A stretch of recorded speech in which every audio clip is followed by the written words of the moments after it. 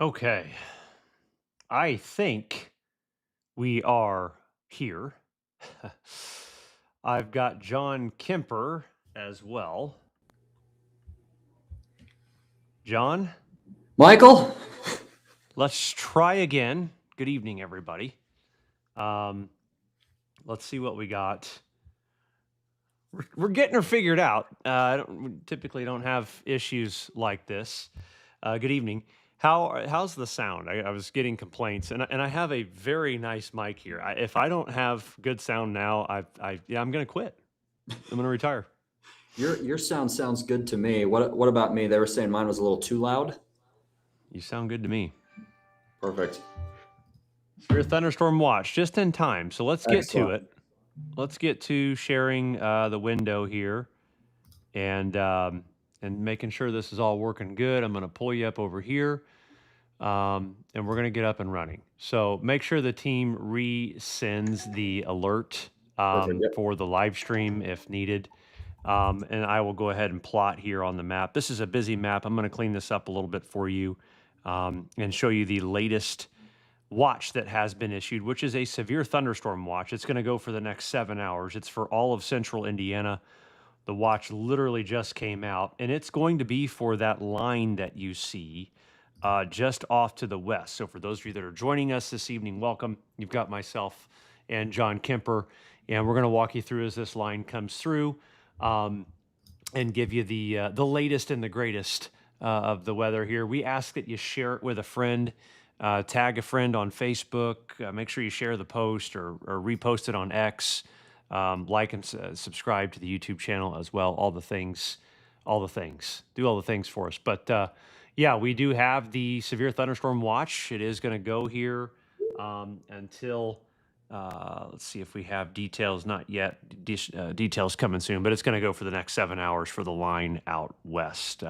What do we know, John? Anything new since we've tried to stream 74 times here in the last few minutes?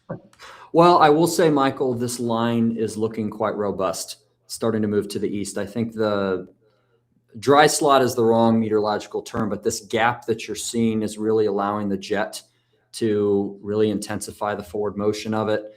Plenty of instability still out ahead. I have not seen as many rotation notches as about 30 minutes ago, but outside of that one tornado warning in central Illinois, this to me is starting to look more like a very prominent damaging wind event that's approaching the Illinois-Indiana border. Yep, I would agree. Okay, I'm going to turn a few things off. We've got a new warning popping up. We've got some new things going on. First and foremost, new warning here just across northwestern portion of Indiana, including Lebanon. That's for 60-mile-per-hour wind, but a 1.5-inch hail threat. That's a legitimate threat of hail there. That's a pretty large signal for hail. We got that storm moving northeast at 45 miles per hour. We'll turn on our handy dandy storm track tool, and we'll time that thing out. We'll turn it into yellow for hail. We're going to time the hail core, okay? Because I think that's why that we have the warning, obviously, and of course that's not going to work. Let's go cellular, 45 miles per hour. Start drawing. There we go.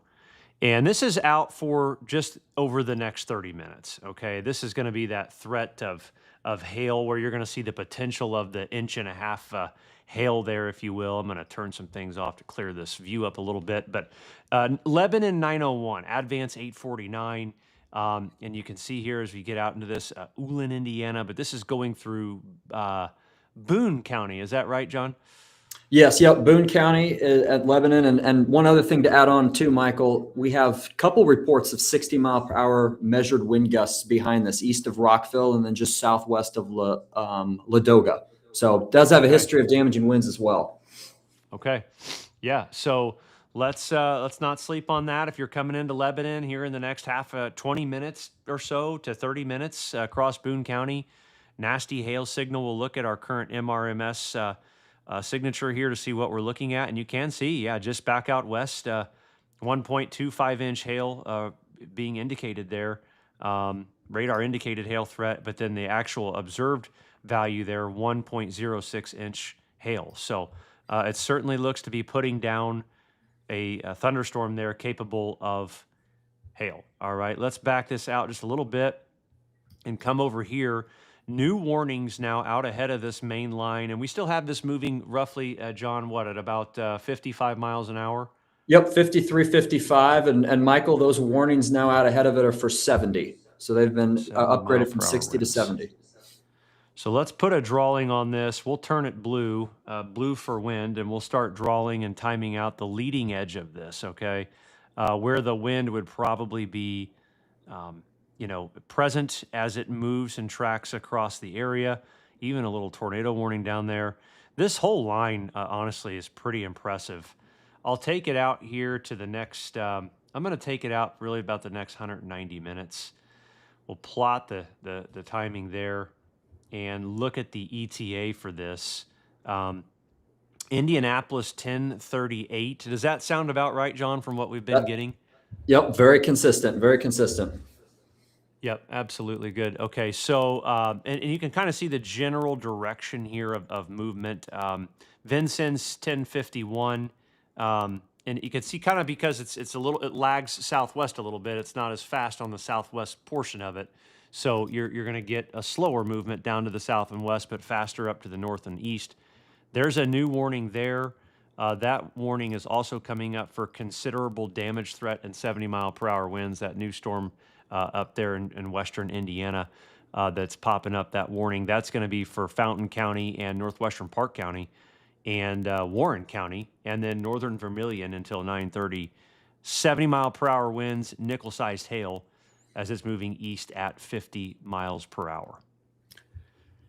Guys, one thing also to note as well, Michael's got the storm tracker tool up. Make sure to share this stream, take a screenshot of it, send it to people that are in the path. We are favoring these storms to maintain intensity as they push to the east, at least in terms of the damaging wind risk. We'll get more into the nitty-gritty details of each hazard as we get a little bit further into this briefing.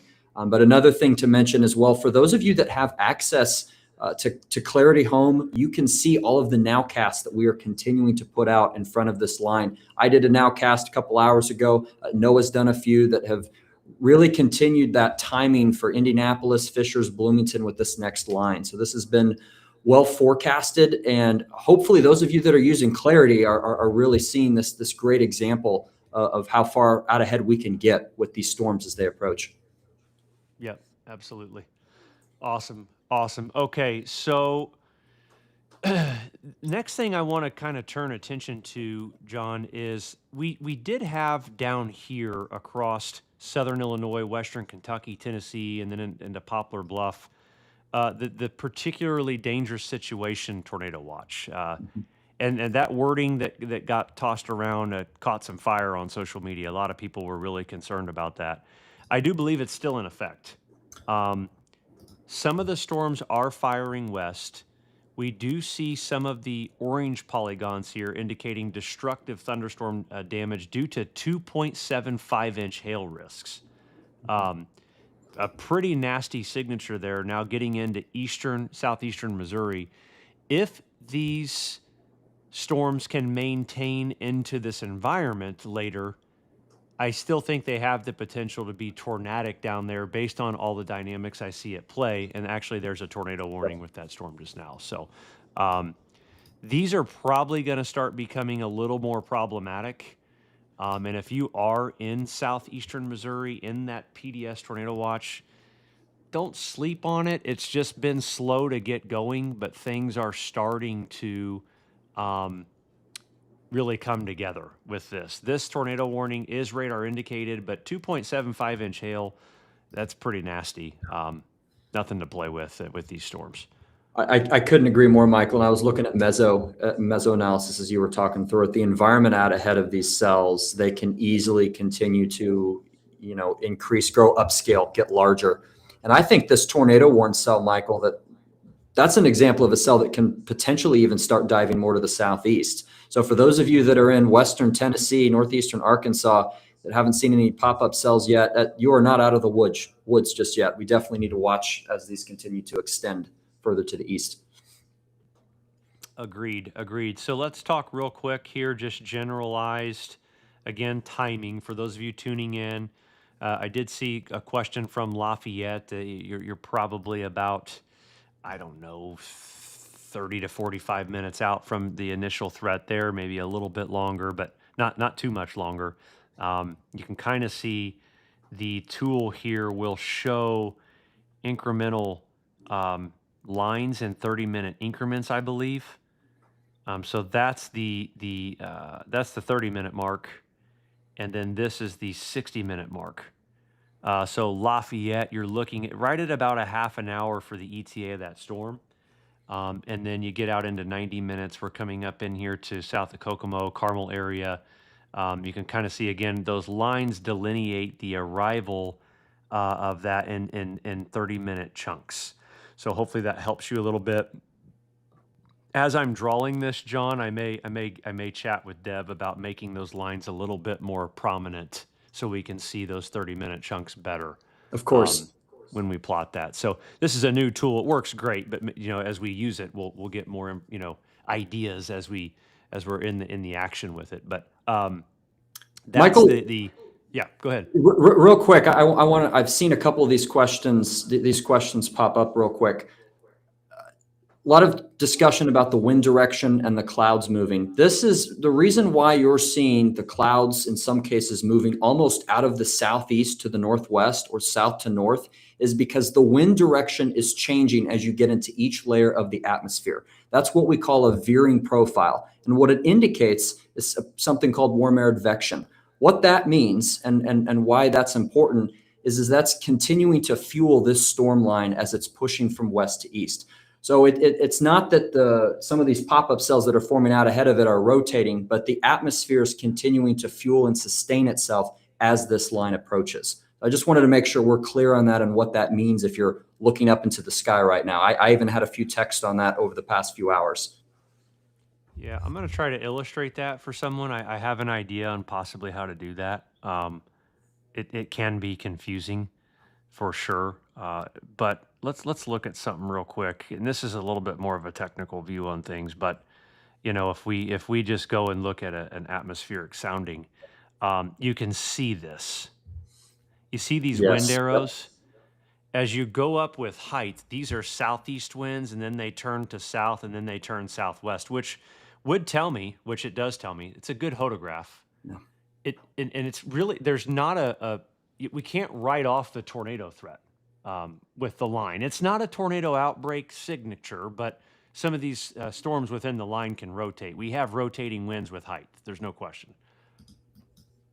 Absolutely. And I think these embedded notches within the line, we're just going to have to continue to keep an eye on as they cross that Illinois-Indiana border. Michael, I think I drew the line from Lafayette to Jasper in my original nowcast, where locations west have a slightly better tornado potential than locations further east.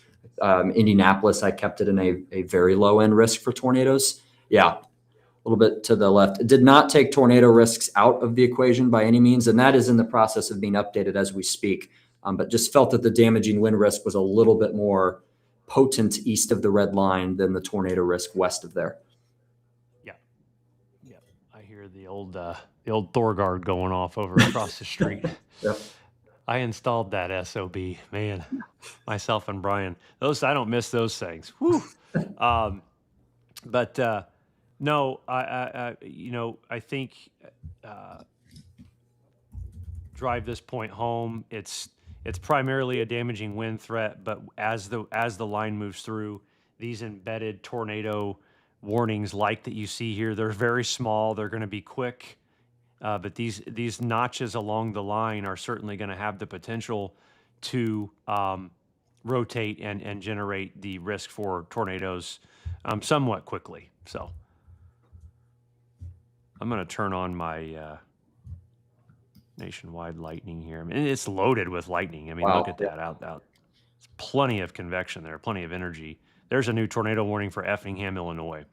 Let's move on in and track that real quick. This tornado warning just issued for 1.25 inch hail. That's interesting. For southeastern Shelby County in central Illinois, western Cumberland County, and northern Effingham County until 8:30 Central. A severe thunderstorm capable of a tornado was located over Beecher City. I've been there. It is moving, or 15 miles west of Effingham. It's moving east at 50 miles per hour. Let's track that for you, just to kind of give you an idea of when it could go into Effingham. And we'll turn on the red color here. And again, the leading edge is where these things can rotate quickly, guys. I want to make sure you understand that. These QLCS tornado threats can be very tricky, but nonetheless, here is some timing. And I want to remind you out ahead of this in Illinois, deduct an hour because you're in Central Time. So Effingham, 8:13 Central, Siegel, 8:09, Shumway, 7:59, and Stewartson, 7:56, eventually getting there into Woodbury in the next 30 minutes in your time locally, 8:22. So again, that tornado warning is for 1.25-inch hail and a possible radar-indicated tornado. And you can see that hail core out there, John. That's those DBZs, 62 DBZ there on MRMS. Yeah, and I think, Michael, there's a little bit of an inflow trying to just south of Beecher City. I almost wonder if they're anticipating that as it pushes more to the northeast, it can get a bit tighter, closer to Moccasin. Yeah. But it's in a weird radar spot, Michael, where it's difficult to fully ascertain where it is. But just given the intensity of that storm, I don't disagree with it. Definitely still potential there. Here is another tornado warning there in southwestern Illinois, east of St. Louis. But this area has been hit all night long, like 4 freaking rounds of weather. Radar indicated possible tornado there expires in 36 minutes with possibly 1-inch hail. That's Clinton County and northeastern St. Clair County until 8:30 Central. It's moving east at 35 miles per hour, a little bit slower on the southern edge there, excuse me. But places that are at risk for this, you can see these weird notches too showing up all across the leading edge. But Trenton, Aviston, Germantown, Breese, Illinois, there brace for a brief embedded rain wrap tornado. You're not going to be able to see this coming, obviously, especially because it's at night too. And Michael, looking at velocity data approaching Danville, Illinois, from either the Indianapolis radar or the Lincoln radar behind, it seems that we're starting to see more of a Boeing echo trying to develop. And there's some very broad rotation. I would consider that more just the wind gusts are really starting to get going along it. For a second there, it almost looked like there was an inflow jet trying to develop behind it. I don't know if that's true just yet, but it's really starting to intensify as it approaches the border. And yeah, you can see it there as you animate it too. Yeah, and this is, in fact, I'll get to the nose of the 500 jet. That's the exit. That's the exit region of the 500 jet max. So that wouldn't shock me at all. You can even kind of see it here, of that probably happening. So that 500 jet wind right now is a 70-knot wind. Let's see. 70 knots looks to be the max in that. What's that, 80 miles per hour? 70 knots to convert it, 80 miles per hour. So easily getting 80 mile per hour wind gusts, at least being possible out ahead of this. But yeah, and it is more for 70. Yeah, you can see.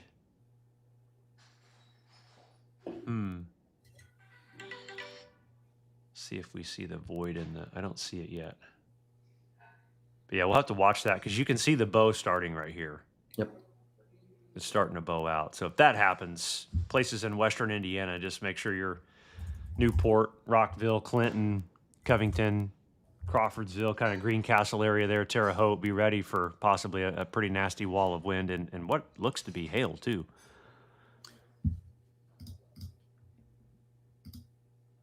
Yeah, there's been a few storm reports behind it over the past 10, 15 minutes of estimated 60s, 65.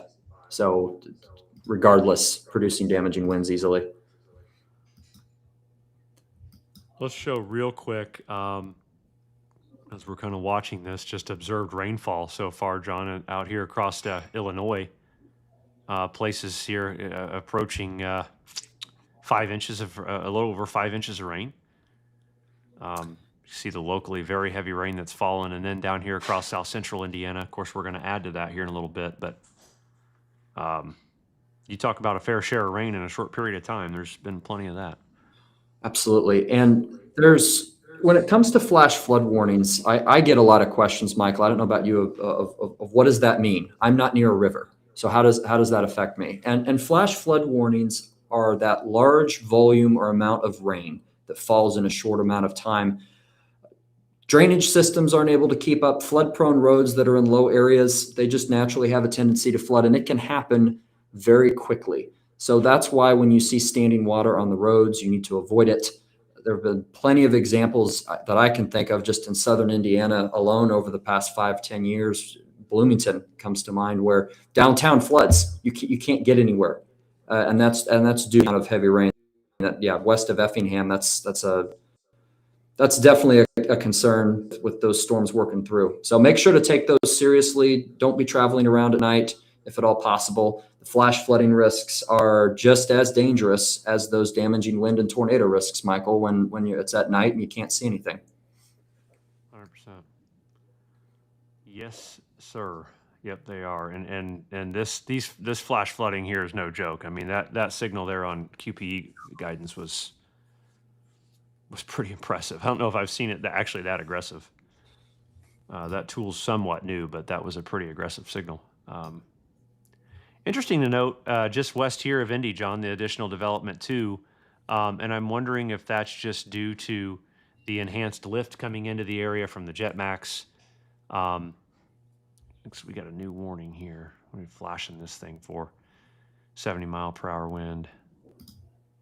Yeah, a little additional development here. Mm-hmm. John, why don't you feed me some questions? Let's see what we got in the comments here. Yeah, I was looking to see if there's a gradient there. We've continued to get some questions, Michael, about tornadic conditions for east central Indiana, for Bloomington, towards Cincinnati. So really east of the I-69 corridor. Yeah, let's look. I mean, just at high resolution guidance. And this kind of helps us with just kind of seeing really where the best tornado risk would be overall. It doesn't mean that there can't be tornadoes, north of this. This is the latest HRRR coming in, and I think the significant tornado threat as it stands right now is probably kind of west and south of this generally. Until this dies out, there's a little bit of a nose here, but that's the HRRR. If we go to the meso analysis and just look currently at the significant tornado parameter, just different variations of this, you can kind of see where the best tornado threats are, south and west mainly of the line. Again, this is a large reason why that PDS tornado watch is down there if storms can get going. But in terms of a high risk for tornadoes here, I don't see that. But that doesn't mean there can't be one. I don't want to sleep on the fact that, there can be a tornado here, and a strong one, in the western and southwestern portion of the state. But that greatest risk is going to be out where you see those yellows and reds out there to the west. And there's some other comments too, Michael, of people asking whether they can go to sleep at night. I have a way to receive warnings and alerts, and that way is Clarity, because Clarity allows you to have those specific location alerts that will override your do not disturb and alert you when there's a tornado warning, destructive severe thunderstorm warning. For example, if you're in this location down here in Breeze, you just got an override tornado warning. Yep, and this is a observed tornado now. So this is 8 p.m. A tornado-producing storm was located over Trenton or near New Baden, moving east at 40. It is a reported tornado. Flying debris, dangerous to those caught without shelter, mobile homes damaged, destroyed. Tornado will be near Aviston, Trenton, Albers, New Baden around 8:05 Central. Breeze, Germantown, St. Rose around 8:10. and Beckmeyer around 8:20. Other locations might include Summerfield, Bartzello, if I said that, Bartzelso, if I'm saying that right, or Stolltown. But yeah, this is now a tornado reported. And if I get correlation coefficient, there it is. It's right there. That tornado is, if it's on the ground, probably right there in Trenton. And it is, whether it's long-lived, yet to be seen. But what did we say, 40 miles per hour? Is that what they said? Moving east at 40? Yeah, on that one, 45, I believe, Michael. 45. So just timing out that particular part of the storm where that tornado is, already reported. Here's your timing. That's 8:07 Aviston. It's 8:13 Breeze. It's 8:19 Beckmeyer and 8:24 Carlisle, Illinois. Again, that is a reported tornado. That correlation coefficient scan tells me there is a tornado currently being observed. Now, the latest scan, boom. This is how quick these things are. They can pop up and go away in and out of scans. So it's very, very quick on how these things can evolve. So nonetheless, if you're there in Southwest Illinois ahead of that, Aviston, Breeze, Germantown, Bartzello, make sure you take shelter. Yeah, Michael, just approaching now the state border. Obviously we're very elevated on radar, but I'm noticing the lower tilts, the velocity is much higher than the higher tilts. That's telling me that the bow is definitely in the progress of forming. So for those of you, Covington, Perrysville, Eugene, Veedersburg, Kingman, and Attica, Indiana. So right on that border area under that severe thunderstorm warning, I would expect 70-mile-per-hour wind gusts with the storm as it begins to work into your area through about 9:30. In my opinion, it's starting to shape out. I would expect even another severe thunderstorm warning to likely be extended south, Michael, closer to Newport and Highland here very shortly. What do we have generally the speed on this leading edge right now? We're still getting close to 54. They are retiming it. I'm going to see if there's any update on that specific bow. I'll use 54 for now. That's fine. We'll time the leading edge here. Again, the leading edge is not the heavy rain timing. I'm timing the leading edge of when that gust of wind could hit you. Okay, it's not even the hail timing. What I'm timing is that blast of wind that creates an issue, can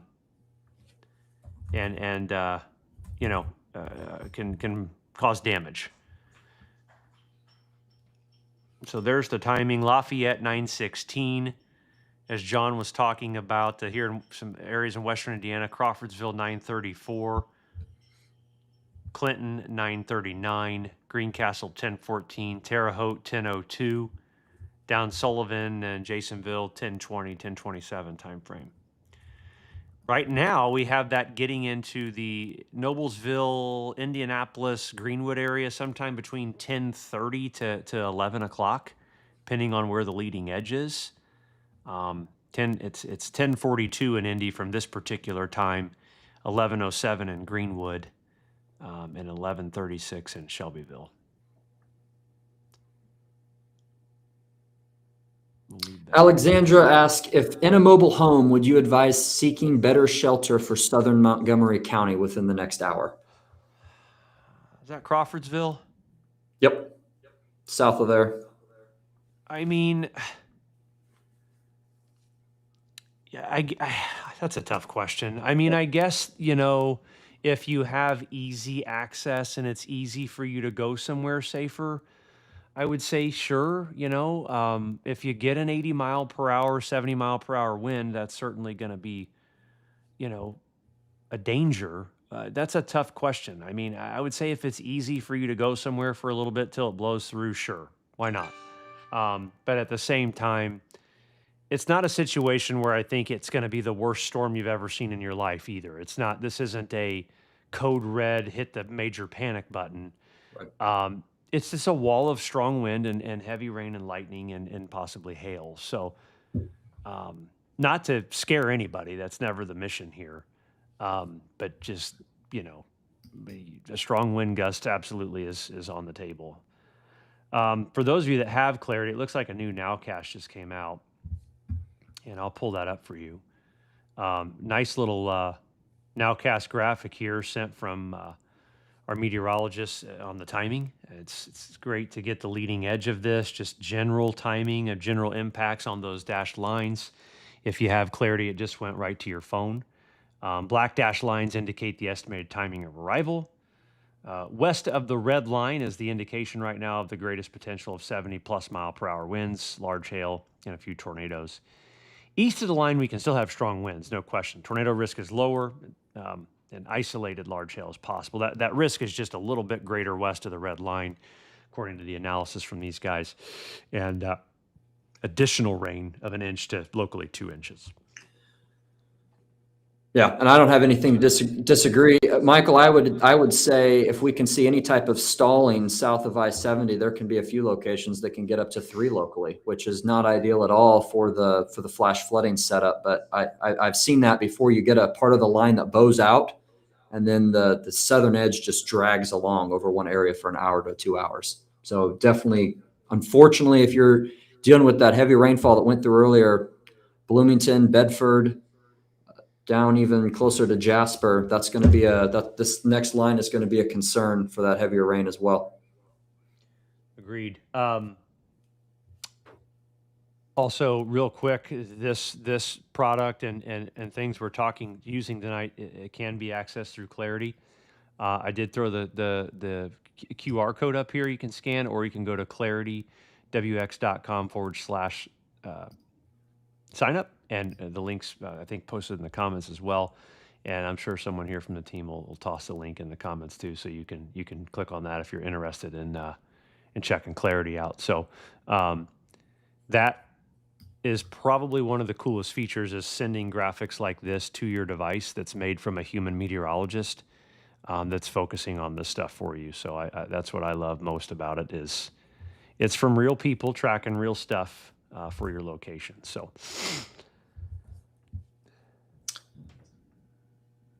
Michael, these cells in southeastern Missouri are really starting to ramp up, that you were talking about 20, 25 minutes ago. Yeah, 3 tornado warnings now, getting into approaching Cape Girardeau and through Poplar Bluff into the boot heel there of Missouri. And listen, it's these are on the statistical climate path to blast Paducah, Kentucky. I mean, that's what these storms do. I've seen this set up more times than I can count. Southern Illinois, Western Kentucky, I can tell you without even having to look at much, that if you're in this area here, over the course of really the next 2 to 4 hours, take these storms serious, and including Paducah, even portions of Mayfield, Kentucky. You're no stranger to that. Murray, Union City, Tennessee, again in the Poplar Bluff area. These are destructive thunderstorm warnings, and now also several tornado warnings are going to be moving through. Nothing observed yet. We still have that observed one north of there. But yeah, these are not... I have a feeling into this area here the next few hours. This is going to be pretty rowdy. Yep. I think all hazards in play there. There's not going to be any area that's going to be spared from one of those types of risks: tornadoes, very large hail, damaging winds. 100%. All right. A lot of the things to keep in mind tonight for those of you that are probably tuning in about what's it going to be when I'm sleeping, and have your phones charged. Have a good way to get alerts. Clarity's a great way to get alerts. You get alerted properly, which we talked about earlier. I put a reel out earlier. I talked about location-specific alerts versus county-based alerts. But this isn't going to be the worst line of storms you've ever seen. If you're not in the area I just talked about, I don't want to downplay it down here. I'm worried about it down there, but it's a wall of strong wind gusts. It may knock out power. You may have some trees come down, or heaven forbid, or a roof or two get messed with. But I don't. It's also not a situation where it's inducing sheer panic right now. I don't want to scare people from going to sleep. It's not like that. but it's a strong line of storms right now. It's certainly more impressive than the one we had earlier. So Absolutely. And Michael, I noticed a couple comments, and I was looking at some observations. We have some non-thunderstorm wind gusts out ahead of this. Shelbyville just clocked a 48-mile-per-hour gust directly out of the southeast. Crawfordsville 40, Frankfurt 40.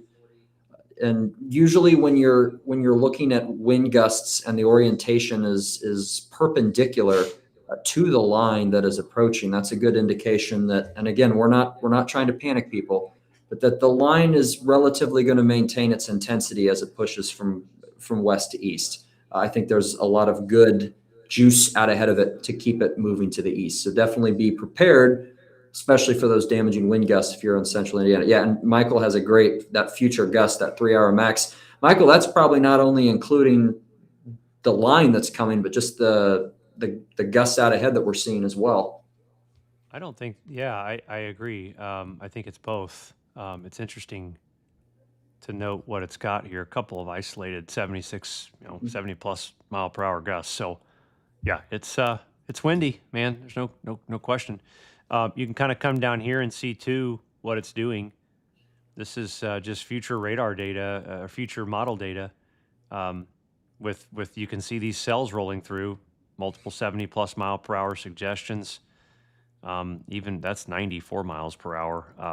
Look at this one here over the next 3 hours. That's 94 miles per hour too indicated. So some of these, picking up on stronger indications of damaging winds. There's severe thunderstorm warning for Tippecanoe County coming in right now, up there across the Frankfurt, Lafayette area.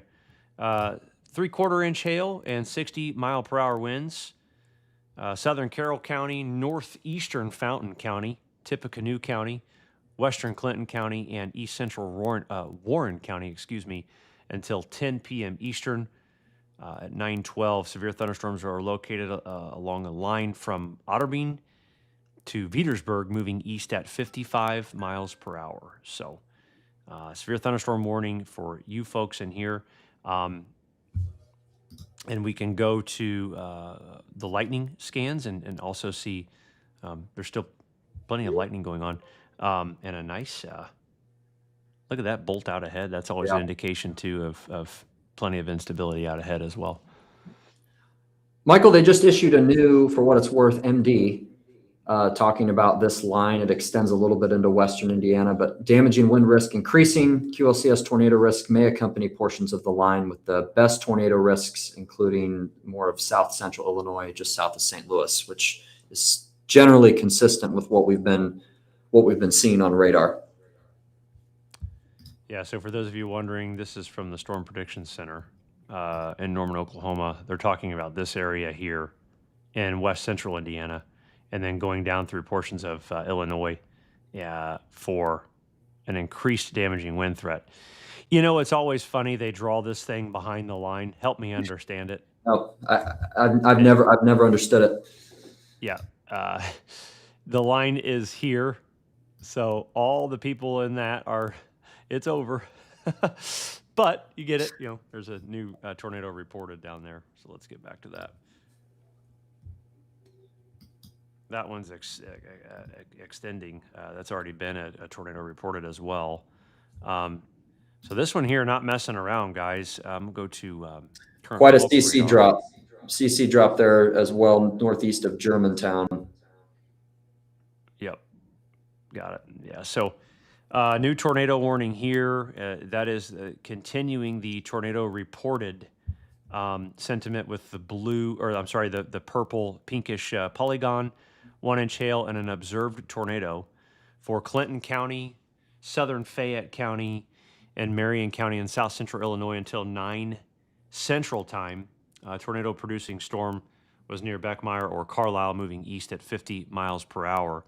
I don't quite understand this, John. It says the source is a radar confirmed tornado. They must be going off the correlation coefficient scan there of their own reported tornado. I'm not sure. I've not seen that wording before. So that's new to me. I would say, Michael, and I was on a correlation coefficient on the St. Louis radar. You can very clearly see the signature, at least on my radar, they're just southeast of Breezy. I don't see, Michael, I don't see that language very often either, but I would assume that's what they're going with, and based on velocity, that seems to match up.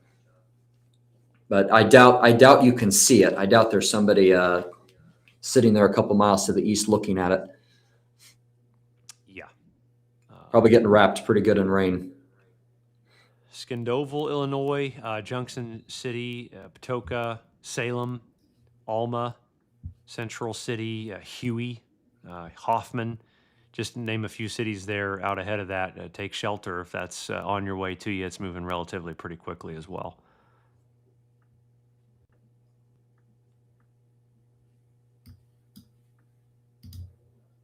All right, let's get a check back out here on things.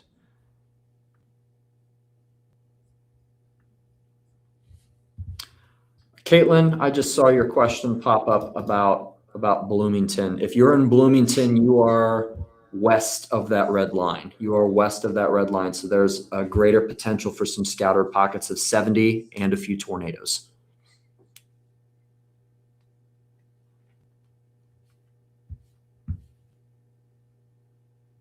Someone said in the comments there's a tornado there. Storm chasers just watched them.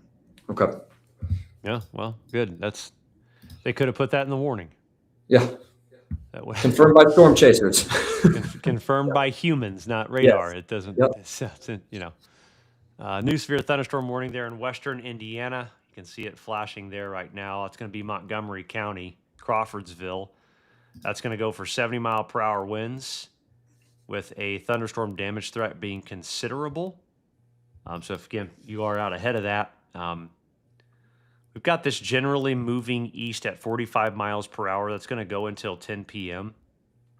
So what I'll do is I'll time this section out so you guys can get a good idea of those storms moving in.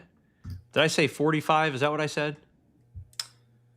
On these cells, we were getting 50. 50. 50, yep. Okay. I'm timing out the leading edge, guys, where the wind should be, you're going to feel the wind. I'm not timing out the rain. I want to make sure you understand there's a difference there. I'm timing out the wind threat as it does move east, which is what the warnings are for. And these will be in Eastern time. So you've got Flora, 938, really Flora to Rossville, Mulberry, Clarks Hill. You've got that first 30-minute line showing up there right through here. This is about that 30-minute marker. Crawfordsville, 942. What else do we have here? Out a little bit further ahead of that. Kokomo, 10. Lebanon, another storm for you. 10-11 impact. Jamestown, 10-09 as well. And then getting into Carmel, Noblesville, Cicero area here around that 10:40 time frame. Michael, just to let you know as well, we have a new PDS tornado warning for that same cell that we were looking at further to the west as well. The one in Illinois? Yep. Okay, let's go take a look at that.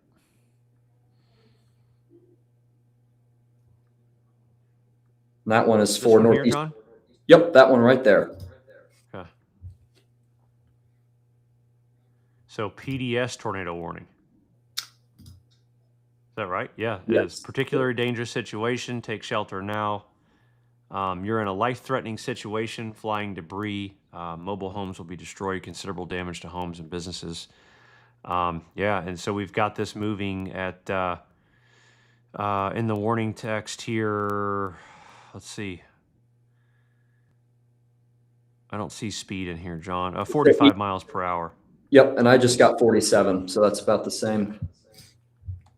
Call it 47. And new track here, linear. Start drawing. For the area that we're most concerned about here, that's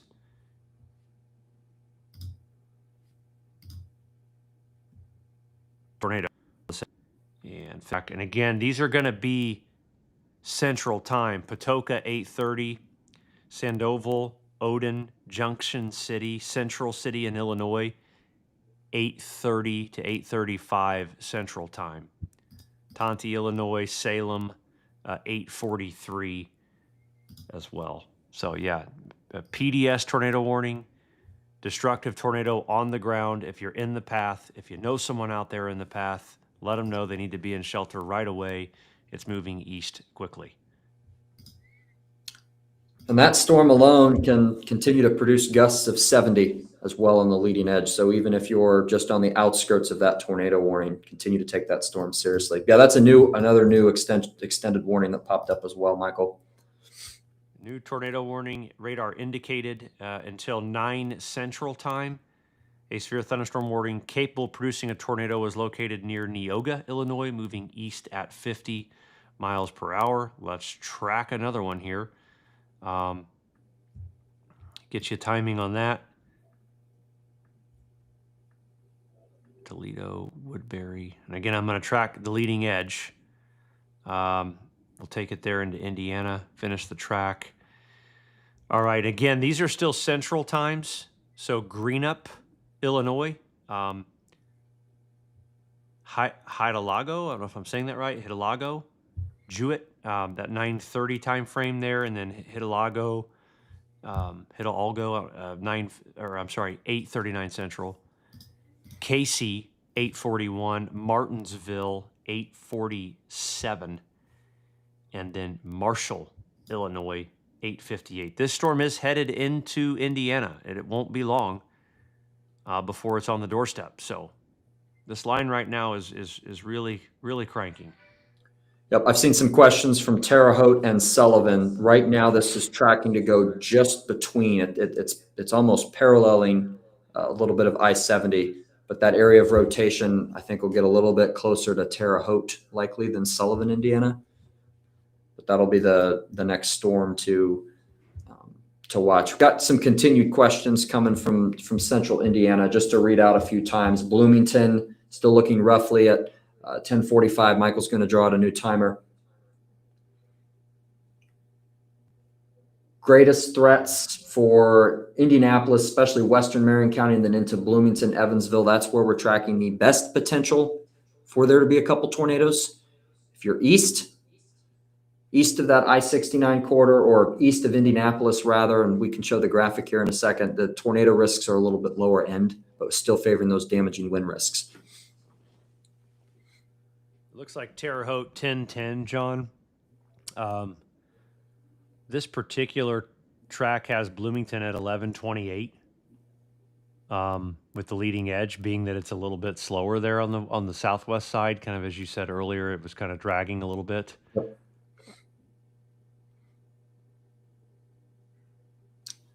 And that's a good point, Michael. I think the only way that it would speed up again is if that bow by that Effingham cell can get going, a bit more.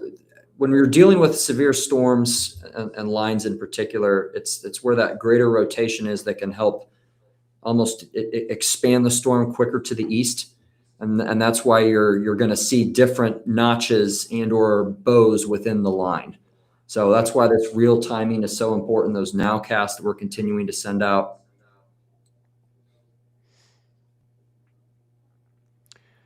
Just tossing this in here, a tornado has debris up to 10,000 feet in the air, saying a really strong tornado. So that's that reported tornado out there. Certainly very aggressive wording there. I'm gonna do something real quick. I may do this. See if I can pull that up. I may change. Let's see, we'll go here. And I'll do a dual panel. I'll come in here real quick just so I can track this. Boy, this thing looks nasty. Yeah. I'm going to switch screen shares real quick. And replace window. I'll come over here and show you this cell on local radar.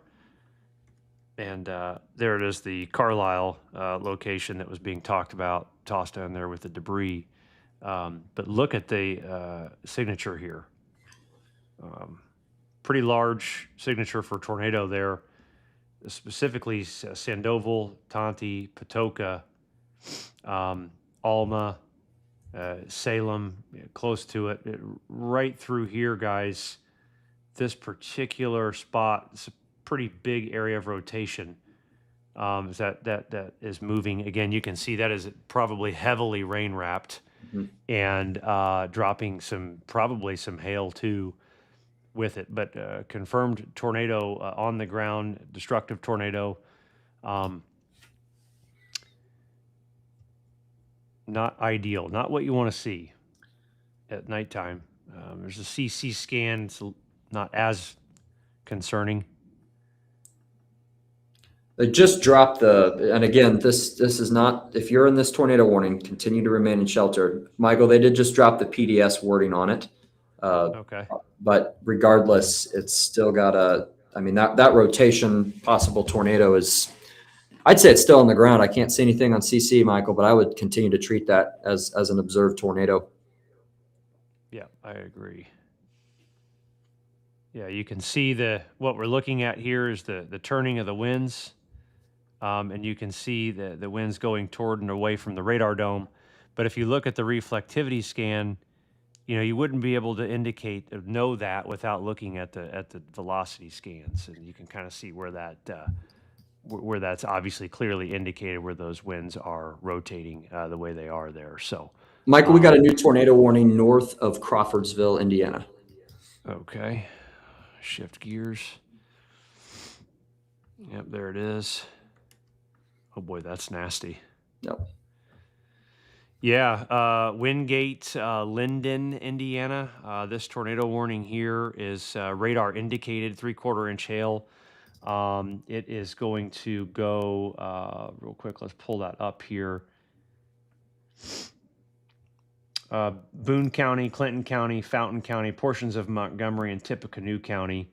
Primarily, it's northern Montgomery and southern Tippecanoe County there. Tornado warning is going to go until 10 p.m. It is moving east at 45 miles per hour. You can see right here, most likely the area we're concerned. There's a couple of areas, but the one we're probably looking at, I'm guessing, is right in here. I think so. Yep. It's tough. These linear tornado threats are such a bear. There's the new scan where you're probably getting hail, very, very heavy rain and hail as well. But that is probably Linden, Indiana. You need to be in shelter now. And then a little bit closer to there, New Richmond. It is east of Waynetown, but Linden and New Richmond, those are the two cities I'm seeing just northwest of Darlington, Indiana, again in northern Montgomery County, southern Tippecanoe County. That tornado warning there. I'm going to go back, John, to actually, you know what? I'm going to keep radar scope up for now. As we continue to track storms that are rotating, it's just easier for me to do that. Jesse, Thorntown is not under the tornado warning yet. It's just to the west. I'm getting some questions now from Whitestown as well. So that's Boone County. It is possible that they're sounding sirens for all of Boone County, but it's only the farthest northwestern portion of your county that is currently under a tornado warning. Just west of Thorntown. Yeah, and this is exactly what I was talking about earlier with location-specific alerts. This is the only part of the county in the tornado threat. Yep. The entire rest of Boone County, you're not in the path of the storm for this one. So if you are hearing those sirens go off, this is why having clarity right now is so critical, because we send location-specific alerts. We are only alerting you if you are in the tornado polygon. Now you have all the sirens going off all the way down in stinking Zionsville and Whitestown for a tornado that is a possible tornado that is 40 miles away. It's not even close to being a threat for those locations. So clarity alerts by being inside of the polygon only. The tornado sirens elsewhere are meaningless. Yep. Truly, they are. It's totally crazy that we still have to talk about this in the year 2026, John. I know. Tornado sirens, guys, were not made for tornadoes. That's not why the sirens. They were air raid sirens, as I believe, Michael. And then that is correct. Their usage has been very arbitrary in the past 20 years for this. So, Michael, let me go back to. Go ahead. What were you going to say? I was going to say, I've been watching this cell by just west of Linden. And again, if you're under the tornado warning, please seek shelter. I'm not seeing as much rotation on it as I did a couple scans ago. It might be trying to still just bow out, and in a similar situation to what we're seeing in central Illinois, but it's not as prolific as that cell that's southwest of Effingham. That's for sure. I'll go ahead and put a little bit of a loop on this so folks can kind of see, and then we can get caught up here on comments too.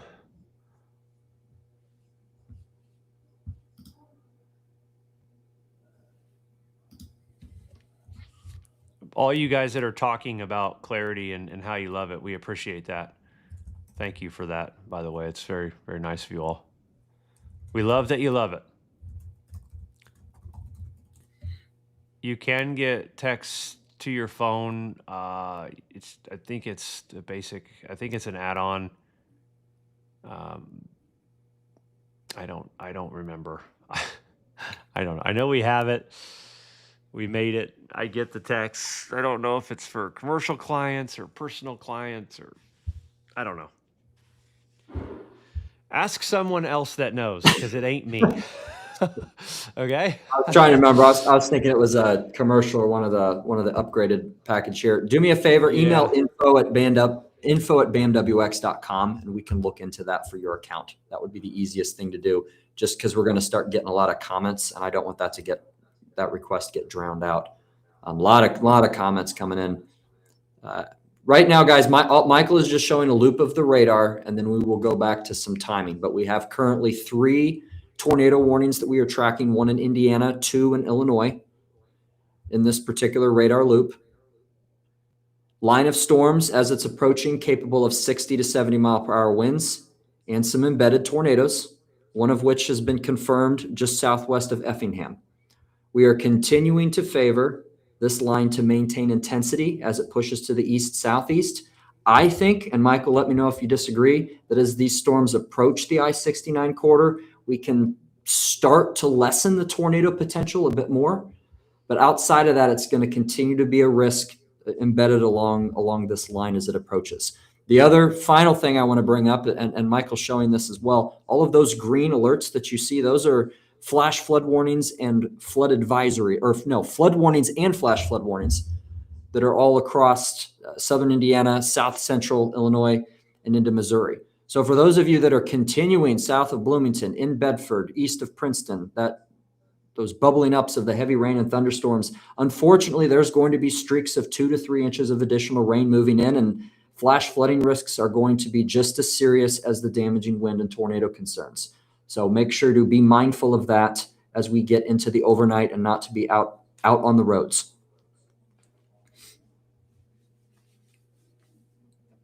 We got 6 tornado warnings right now along this line. Several severe thunderstorm warnings as well. And let's get a check, Johnny, on this tornado warning here across north central Indiana. Let's see how it's looking right now. How's it looking on the local radar scans? Local radar scans are continuing to show a slight tightening, almost. The area that I see it is almost just outside of the tornado warning zone, just northwest of Crawfordsville. I don't know if you could call that enough, Michael, to warn, but right now I'm seeing more damaging winds of 60 along the leading edge than tornado. Even so, quick spin up. I don't want us to underestimate that potential. So if you're continuing to be in that tornado warning, especially Linden right now, remain in shelter as the storm passes. Continuing our trek down to the southwest here. That's interesting to see the debris in the storms out ahead of this. That may be at least working against a more intense portion of this line. You know? Yeah, and we're starting to see a little bit more of a tightening there by Casey, Michael. And I'm wondering that if that can continue to push east and more stuff develops, it can further, I want to be careful saying this, but weaken the tornado threat slightly as it approaches the border. That would be good news. Damaging wind risks still going to remain. But that's the next bow in the line that I think is relevant to continue to monitor.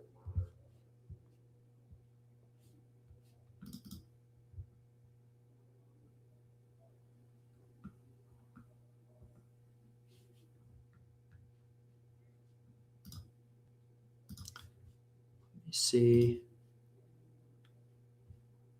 Michael, I just lost you there for a second.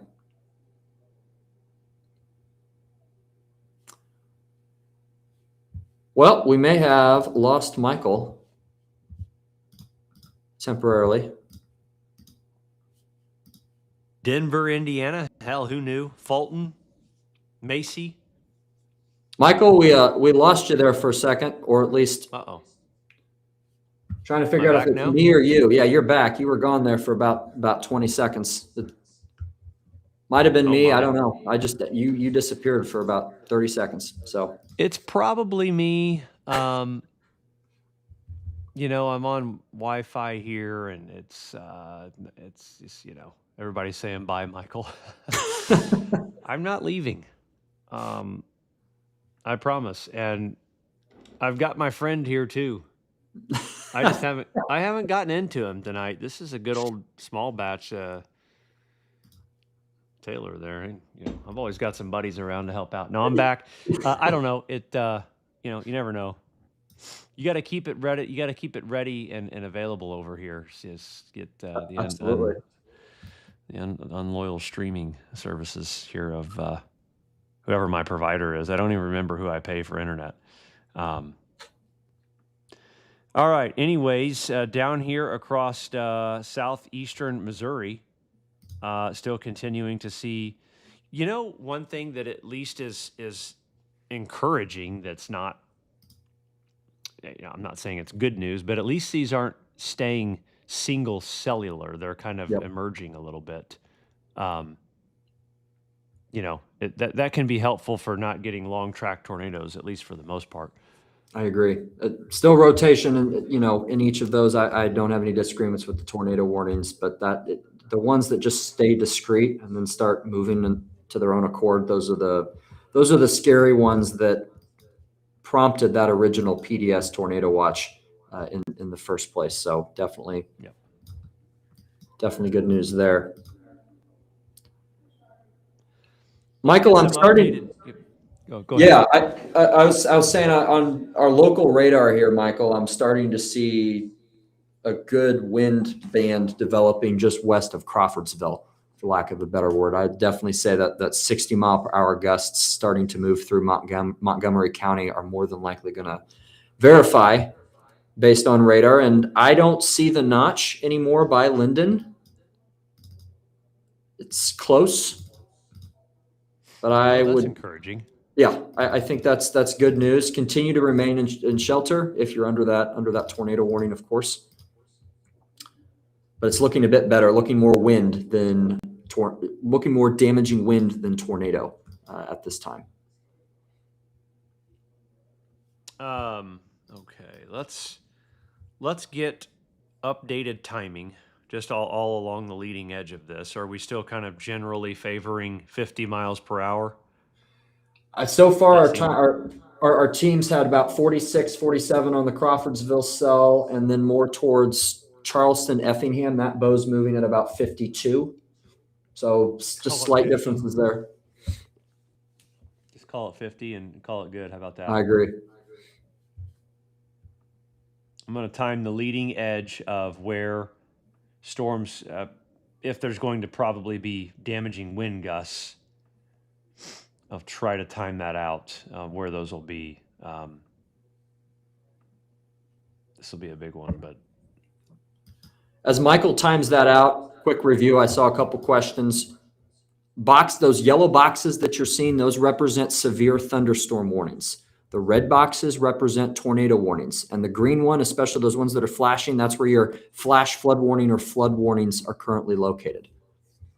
On Clarity, on Clarity Home, if you're using the radar and looking, you can actually tap on your phone and see it populate what the warning is. So you don't have to worry about, oh, I can't remember what the colors are. You can look and it will tell you what it is on radar.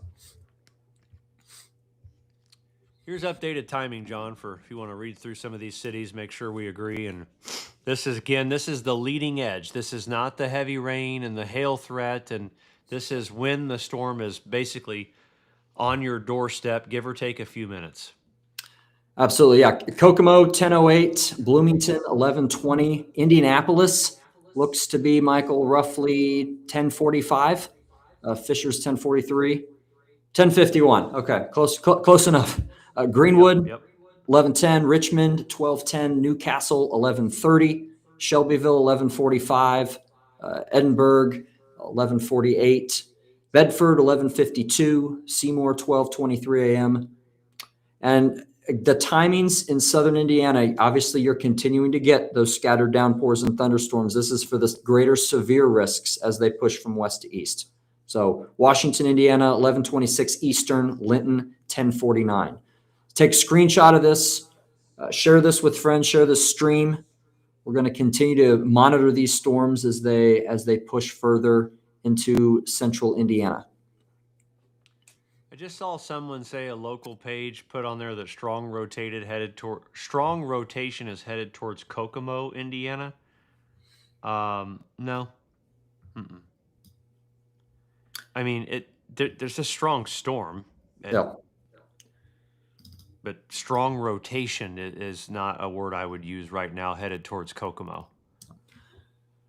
I see some velocity showing 60 by Mulberry and Rossville, but I wouldn't call that rotation. And that's under the current severe thunderstorm warning. If you are in Kokomo, 10:08 Eastern, I would be very surprised if you don't see a severe thunderstorm warning. I don't think the activity is going to get below severe limits. So I would at least be prepared for that, some 60 mile per hour gusts. I agree. We've got a hail report in Linden, just east of Linden, Indiana, from about 5 minutes ago of golf ball sized hail. So golf ball sized hail also being reported with that segment just south of Lafayette through Crawfordsville as it works from west to east. Golf ball sized.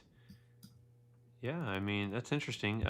It's not quite indicated on MRMS yet, but it is 0.8 inches. I mean, it's close. Yeah.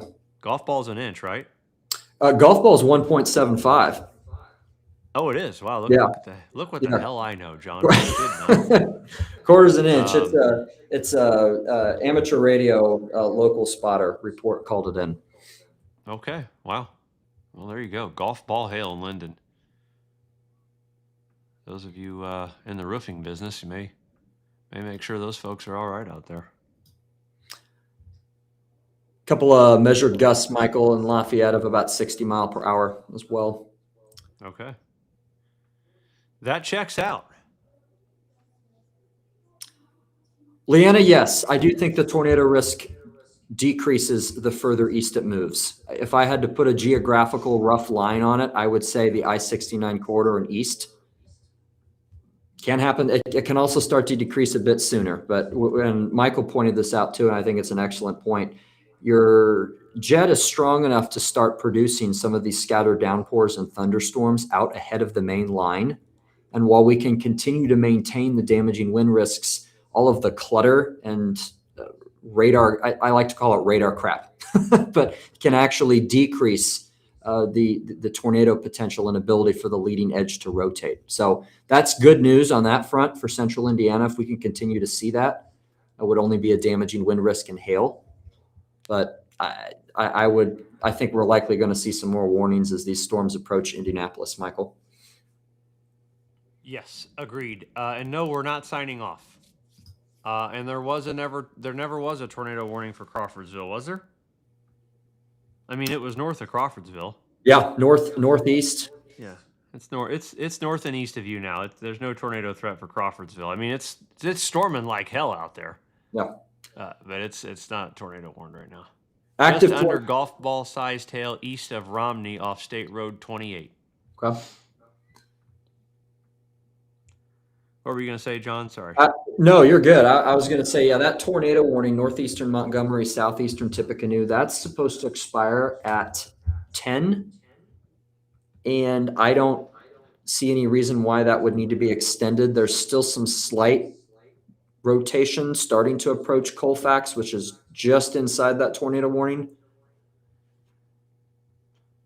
So we'll see what they decide to do. Personally, I think the severe thunderstorm warning for at least 60 to 70 and large hail is sufficient for now, but we'll keep an eye on it. See if MRMS has any rotation there. I mean, it's showing some rotation there. Yep. So yeah. Okay. The line, Michael, in southeastern Illinois continues to look impressive and have, in my opinion, more of the intense severe risks, just given that there isn't a lot of these scattered downpours developing out ahead of it. Yeah, I agree. And I was gonna try to get a better handle, John, on where the hell it's going to. Let's see here. I'm just gonna try to play with this a little bit. The Cape gradient is more oriented northwest to southeast, but your Boeing segments are going to want to go more east. So I have a feeling it might try to turn. I don't know. Sorry, hang on. Do we have a new warning, tornado warning? We have a new tornado warning. Okay, so let's get back to that in just a second. Yep. New tornado warning for Frankfort, Indiana. Let's pull up the old statistics. Radar indicated tornado detection up to 3/4 inch hail. Southeastern Tippecanoe County, southern Clinton County, northern Boone County, northeastern Montgomery County. It's going to go till 10:15. We had a severe thunderstorm capable of producing a tornado about 12 miles southwest of Frankfort, moving east at 50 miles per hour. Right, John, where do you have the best looking rotation here for this one? Just southwest of Colfax, Indiana, and northeast of Darlington. That appears to be where the area of interest is located. It did improve on the last scan. Okay. Oh, come on. It appears that it's going to ride the Boone County, Clinton County line. That's the best way to describe it for right now. You know, I'm attempting to draw, John. It could be that I've been awake since 4 a.m.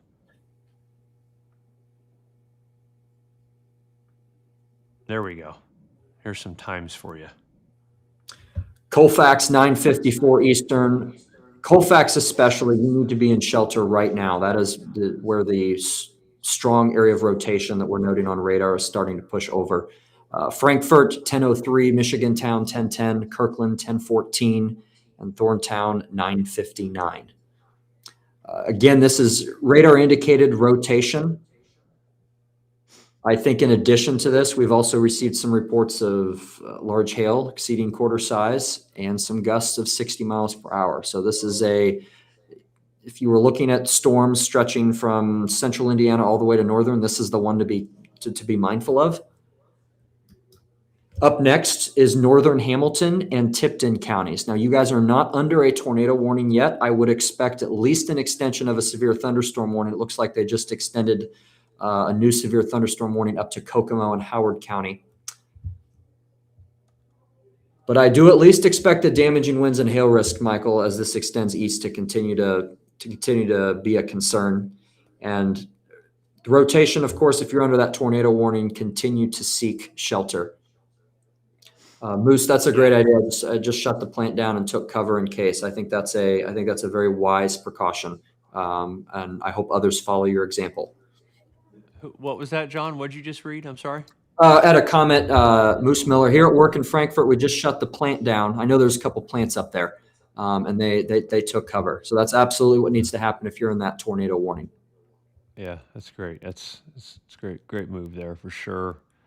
Love to see people take stuff seriously and keep people from being injured over just not listening to stuff. So fantastic. Okay, that new severe thunderstorm warning that does include Kokomo, which you just talked about, John, a little bit ago. Wind threat 60 miles per hour and 3/4 inch hail with that one as well. So this part of the storm too here also it's nasty. I mean, these are going to be some strong storms rolling through.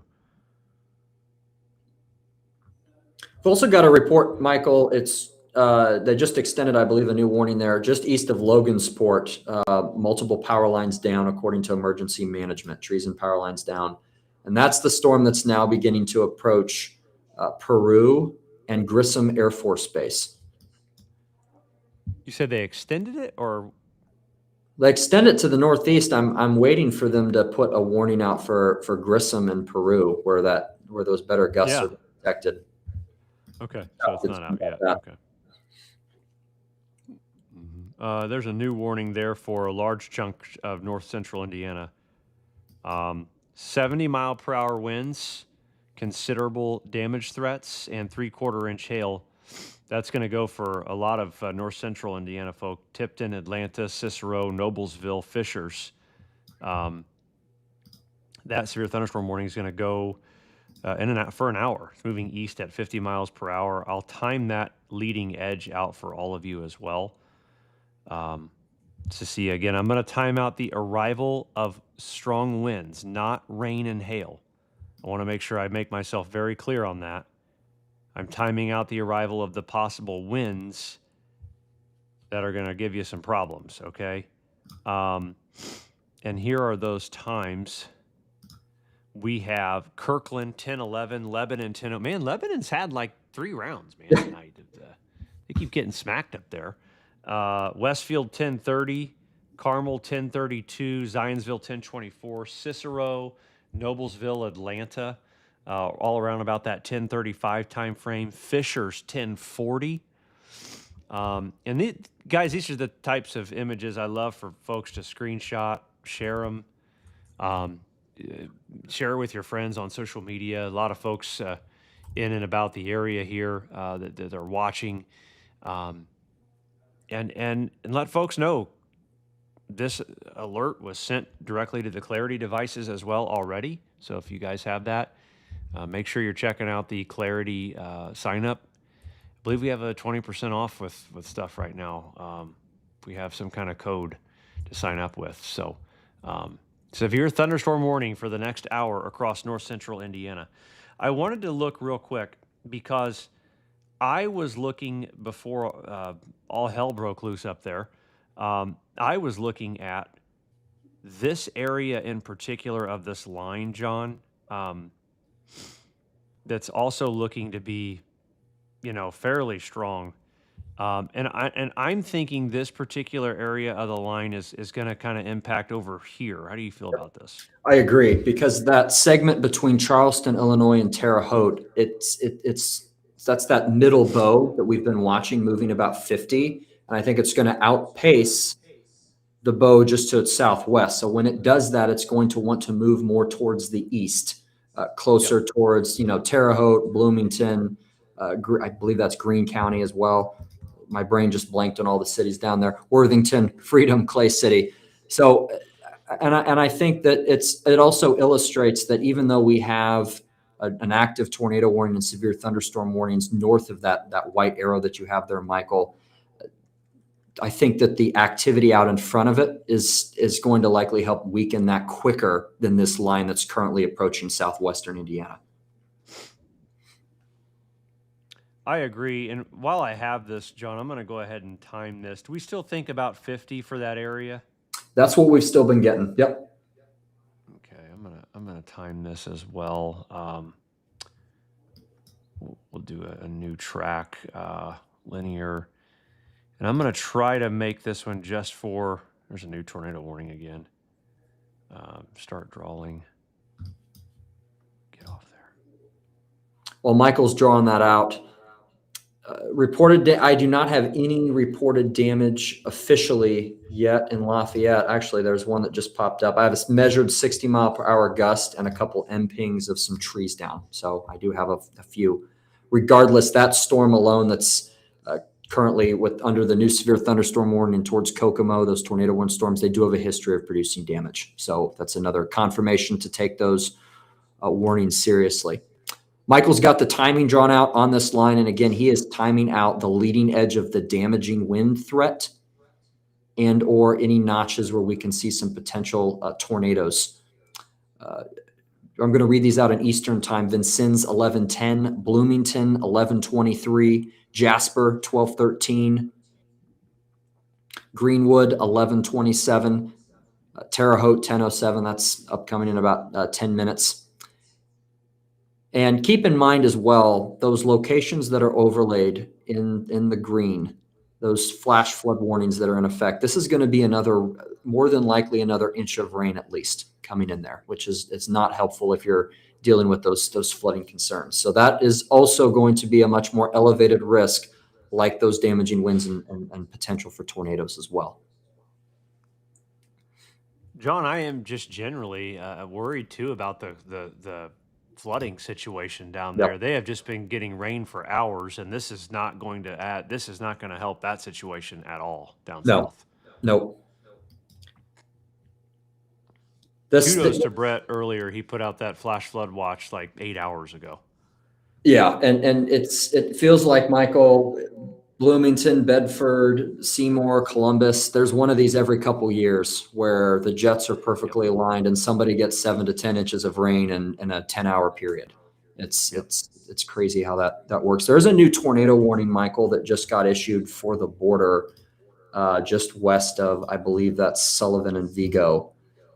Right there. Yep. That's knocking on the door of the border. That's expires in 45 minutes. Tornado and quarter-sized hail. There it is here, and I'll try to highlight it for you. It's kind of tough to see. This radar is busy right now. Yep. But there's the tornado warning. And that is going to be radar indicated 1-inch hail possible. Let's see, it's going to go. This is still Central Time until we cross the state line, but it's going to go until 9:45 Central or 10:45 Eastern. That is for northern Crawford County and southeastern Clark County in Illinois for the potential of a tornado there. And that they have that moving east generally still at 50, which is we agree with. We've kind of kept that. I will time that out for you just so you guys can see that too. The leading edge of this. We'll go right out to Clay. I'm going to go for the next 40. Let's go 50 minutes. That's 1 hour. And there's the timing of that tornado warning that's going to be on the doorstep there of Indiana. Eastern time, Prairie Creek, Fairbanks, Shelburne, Farmersburg, Sullivan. You're 10:15 to 10:20. And Michael, the area, there's that blue dashed line in Michael's timing graphic almost perfectly aligns with where the greatest area of rotation is, which is currently west of Melrose, Illinois, and east of Moonshine, Illinois. And I would say Fairbanks, Prairie Creek, and Farmersburg are my locations of concern for potentially an extension of that tornado warning. Highly anticipating, if you're in this orange zone, at least a severe thunderstorm warning to be expanded there for 60 to 70 mile per hour winds and large hail. But the rotation certainly has our interest. Quick spin up, definitely in the cards for those locations that Michael just underlined in blue as well. All right, let's pull out here and. Yeah, and again, real quick, guys, just on the flooding concerns, I just want to point out the observed rainfall. in the last 24 hours down here.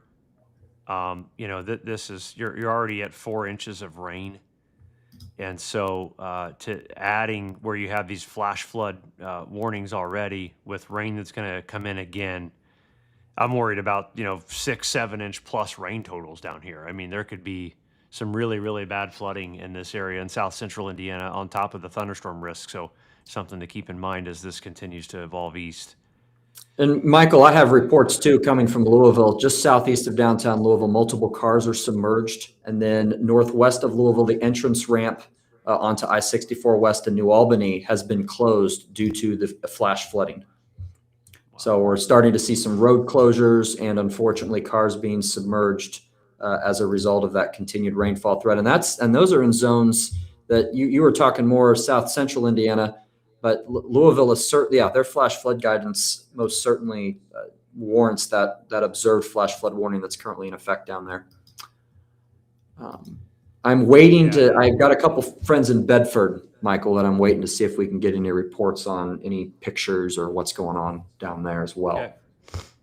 Yeah, it's not going to take much, man. I mean, an inch of rain, and you're going to have problems, and that's not going to be hard to do with this next round.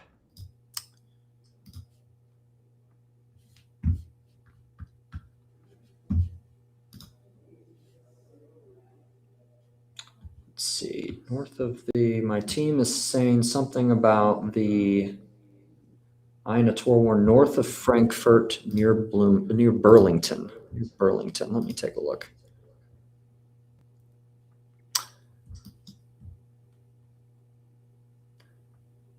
There is. Yeah, I see a notch there on MRMS. Yeah, it's just west of Galveston, southeast of Deer Creek.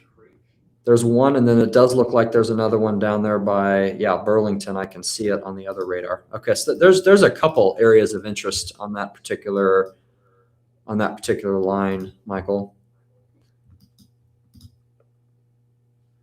Well, nope, don't do that. I'll try to get a quick. So we're worried about possibly some embedded rotation here along the leading edge there. No tornado warning yet, but there could be. It would include probably Roosevelt, Forest, Kokomo, Sharpsville, Greentown, Galveston, Indiana, and there's some ETAs if that tornado warning does populate. But the team noticing some embedded potential rain-wrapped rotation there on the leading edge. So is that Howard County, John? Kokomo, yep. Howard County? Yep, bulk of Howard County. And just looking at a couple of these radar scans, there isn't a particular area of rotation that's stronger than the other. I mean, it's just there are several embedded notches along that red zone. And I do believe that the team is strongly considering drawing up a tornado warning for this particular one here, Michael, just based on what I'm seeing in Slack. The storm north of there near Deer Creek and Galveston, that storm has had a history of producing 60-mile-per-hour wind gusts as well. So I do think that there's a little embedded, not only rotation, but I think that's touching probably part of that jet that's being able to get to the surface as well. Yep. We'll keep an eye on that. Serenity, that's a great question. So when we're talking about embedded rotation, what we're discussing is that it's within the line. It's a notch that's forming, and more than likely it's rain wrapped. So it's embedded within the storm. And they're very dangerous, not only at nighttime, but during the day, as you can't always see them. And they can develop very quickly and only last for a couple of minutes. So that's why when we issue these tornado warnings, our band meteorologists are looking for this to alert if we think there's even the slightest potential of something like that happening, so that you and your family, your business, your operation can take shelter as that occurs. But that's the general meaning when we're discussing something that's embedded. And there is the new band tornado warning that's in effect for much of Howard County there, Kokomo, Greentown, Center, Galveston. Yeah, I think that's a good call by the team there to do that. These things can rotate and do things so quickly. So if you're a Clarity subscriber, Do you still have me, John? Yes, sir, I do. Okay. If you're a Clarity subscriber of any sort, you just got a BAM tornado warning, which means our meteorologist privately issued it to your devices because we believe it's warranted, given all things considered. So that's going to go for 28 minutes. Kokomo, you're going to be obviously the focal point of that. But that is certainly something we've done to just heighten the awareness and keep folks um, up and paying attention. Yes, if you're in Howard County, make sure to seek shelter. I don't see a tornado watch that's been issued for Boone County. There is a tornado warning, Riley, that is in effect for northern Boone that does not include Lebanon. We're continuing to track a notch and likely an area of rotation now just west of Kirkland. John, new severe thunderstorm warning for western Indiana, Okay. covering several counties there. 70 mile per hour observed wind being worded here in this warning, with considerable damage threat and possible tornado, along with 1-inch hail. So this is kind of the stronger part of the segment we were talking about a little bit ago. It's a large warning. It's got Vigo County, Sullivan County, Clay County, Owen County, Park County, Greene County, Vermilion County, and southwestern Putnam County until 11 p.m. It's moving east at 55 miles per hour, 1-inch hail, and observed 70 mile per hour winds. I will time this one out and see what we got here. Again, I'm going to try to time out. This is a little sloppy. I'm going to try to time out where I think it could be windy. It's tough. Generally, John, do you agree with that general spot? It's a tough one. I don't know. Let's see.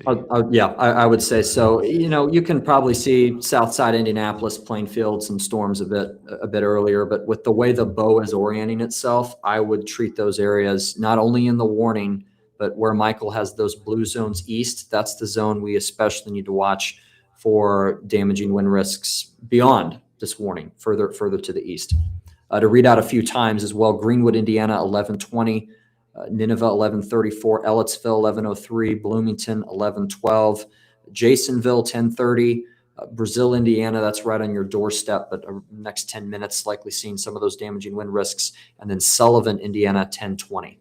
Sullivan County, in particular, let's watch for any type of embedded rotation in the northwestern part of your county. Right now, they have not extended the tornado warning there, but that's the cell that's been tornado warned just to your west in that neighboring county.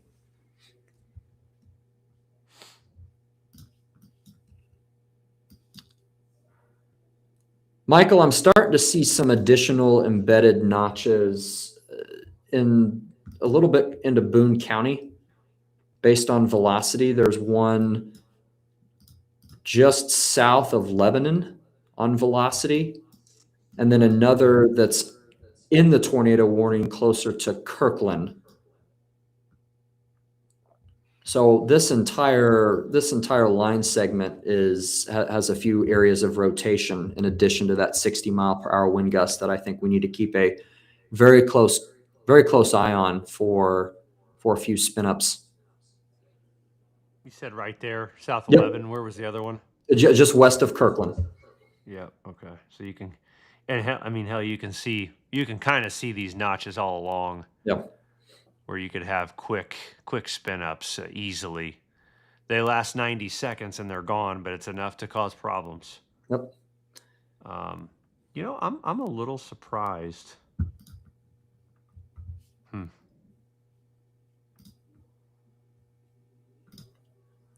I'm a little surprised that's not tornado warned.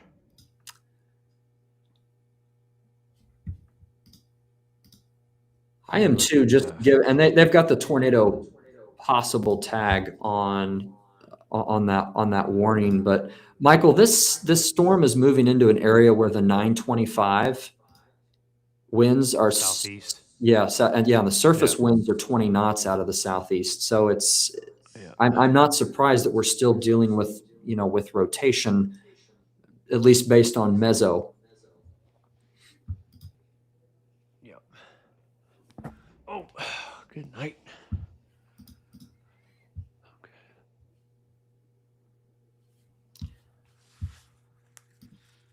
Just catching my breath here, John. Yep, no, you're good. I was looking. We've got a measured gusts just north of Terre Haute of 70. I wonder if that one's probably the one that prompted the warning just north of Terre Haute. Okay, yeah, they put that in the wording there. That's right. Yep, and then also, that's a quarter-inch hail. Nothing to be worried about there. Okay. For those of you that are in Howard County, we do have the BAM tornado warning that remains in effect, and I'm continuing at the very least to see broad rotation and potential for 60-mile-per-hour gusts on the leading edge. So continue to maintain and shelter. If you're at Kokomo, Howard County. A couple questions popped up I wanted to address. Yeah, Julia, the dotted red line around Howard County, that's a BAM tornado warning.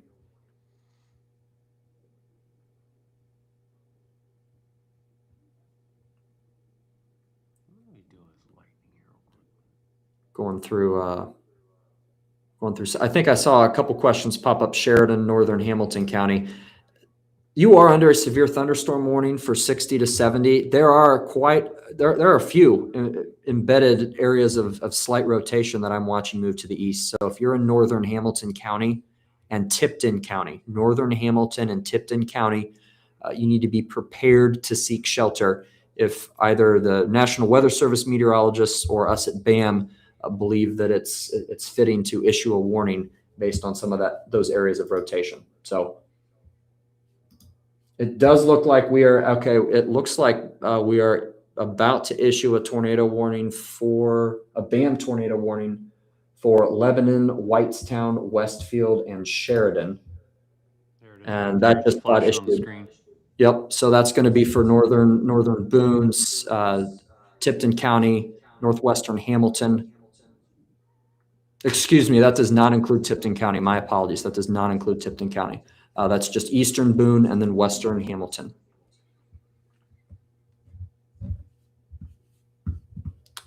Read out a few cities that's in as Michael begins to time that out. Does include the city of Westfield, Sheridan, Whitestown, Lebanon.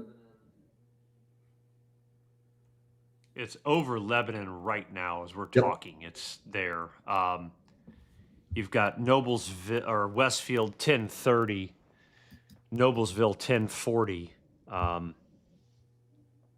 So a couple bigger cities there, north central Indiana, Sheridan 1027. Yeah, that's a good call. I mean, these storms that are notching like this, it just doesn't take much. Christina, a BAM tornado warning is a warning issued internally through Clarity that only our paying clients get. And we do that when we think that there needs to be a warning out that may not have been issued yet. So that's, something that we do internally to make sure our folks aren't caught off guard. New severe thunderstorm warning coming in now for northern Marion County and southern Hamilton County as well. That is going to be for 60-mile-per-hour winds and possibly 1-inch hail. And this is not the main line, by the way. This is some stuff that has developed out ahead of it. It's most likely for hail. I'd say down here in northwestern portions of Marion County, you're seeing possibly seeing some hail just north of Claremont, right before I-65 there. Galveston is under a BAM tornado warning. Galveston, and that tornado warning is going to continue through 10:35.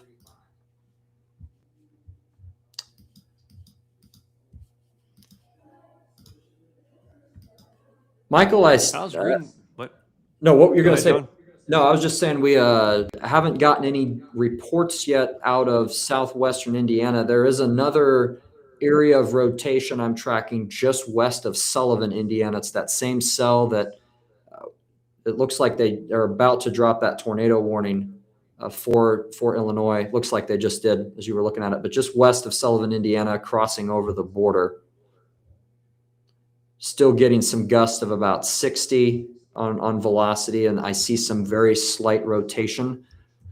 I don't know if it's enough to necessarily warn another warning, but that continues to be my area of concern. So if you're Sullivan, Shelburne, Fairbanks, and Maram, given the potential for some rotation and gusts of likely 60 to 70, I would go ahead and seek shelter. Just go ahead and take that precaution.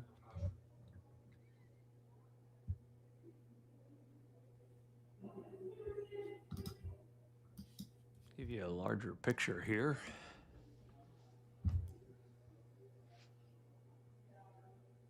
So question, if there's a warning, is it a touchdown or a funnel cloud? We can issue warnings, whether us or the National Weather Service, based on what we're seeing on radar, or if we believe that a tornado is actively developing.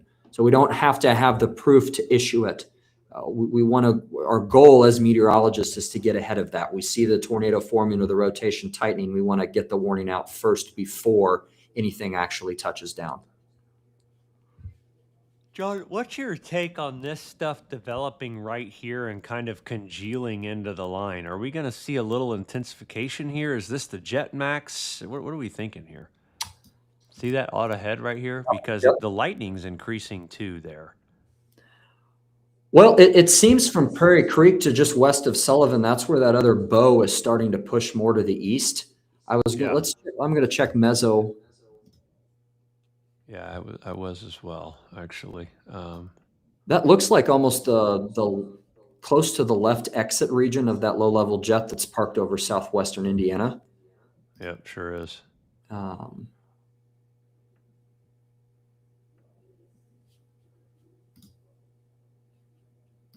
You kind of have both jets, really. Great shear out ahead as well.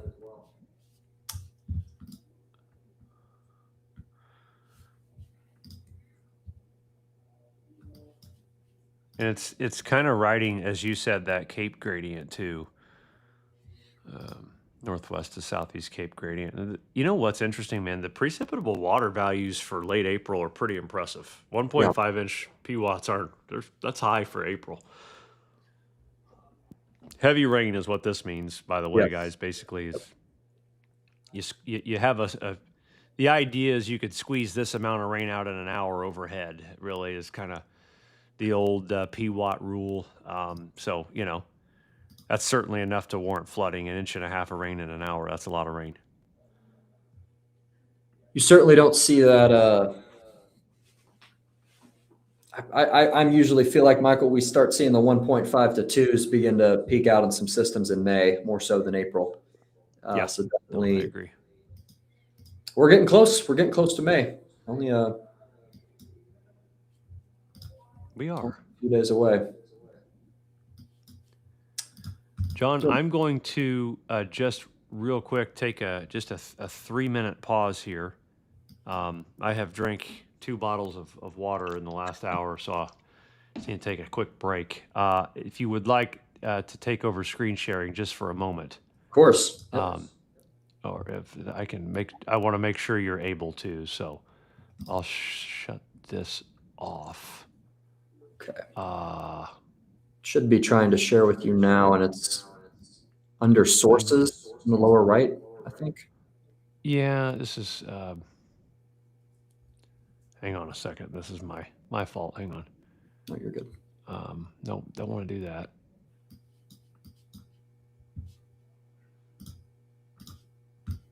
Why are you doing this to me? Stop it.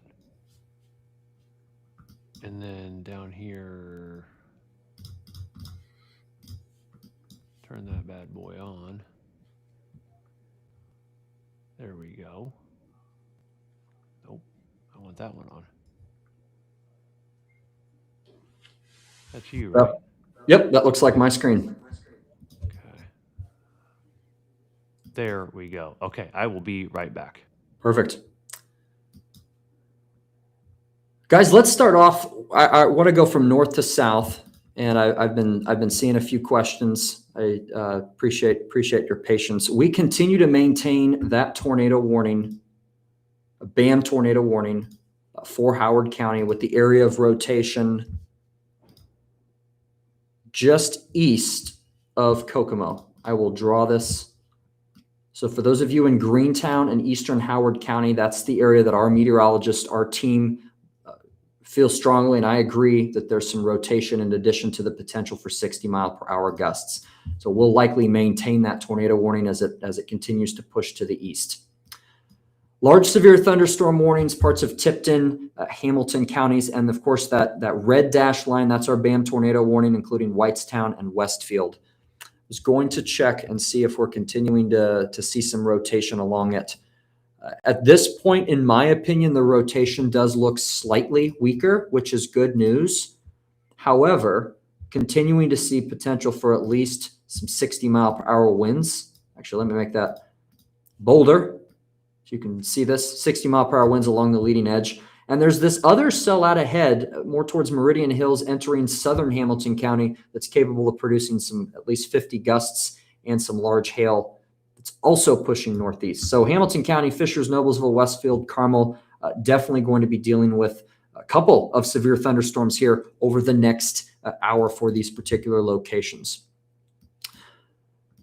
Further to the southwest, and I've got some questions about Indianapolis. Outside the south side of Indianapolis, Johnson County, no, there is currently not a warning that is in effect for your area, but it's this line that we're watching that's pushing from west to east that's currently warned for 70 for Greencastle, Brazil, Jasonville, Cass. That's the general area that we're looking at, and I'll use my drawing tool. That's the zone where we need to watch for that wind gust potential to continue to extend from west to east. One other point of interest that I want to bring up, and this would be more towards Sullivan, Indiana. We are a bit away from the radar, but you can see this Boeing segment trying to intensify a bit more as it pushes to the southeast. If there's an area in the state of Indiana that I believe we can definitely see some 70-mile-per-hour gusts with moderate to high confidence over the next 20 to 30 minutes, it's Sullivan County, just given where the jets, the upper level winds, where the airplanes fly, are pointed right at this location. And it's also an area where we've continued to track some low-end rotation as well. So if you're in Sullivan County right now, east of this blue line, that also includes some of southern Vigo, I would go ahead and shelter in place, given the risk for 70-mile-per-hour winds and continued concerns for embedded rotation.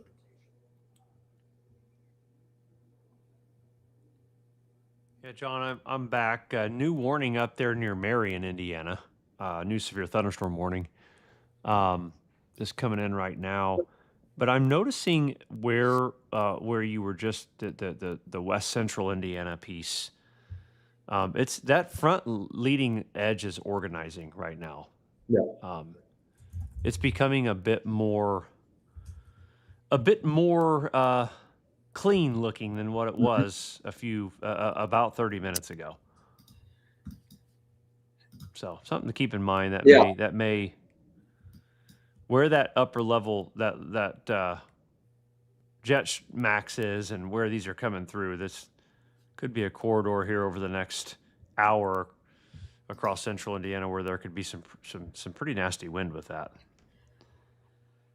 You know, real quick, Michael, our team is chatting about an area of rotation trying to develop. Let me silence my notifications to draw this out. Just north of Sheridan and south of Kempton. So that's north of our BAM tornado warning. Yep, I see it. Just west of Atlanta.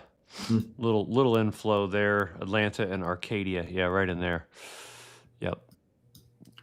Little bit. Yeah, it's one of those things too. Gosh, I mean,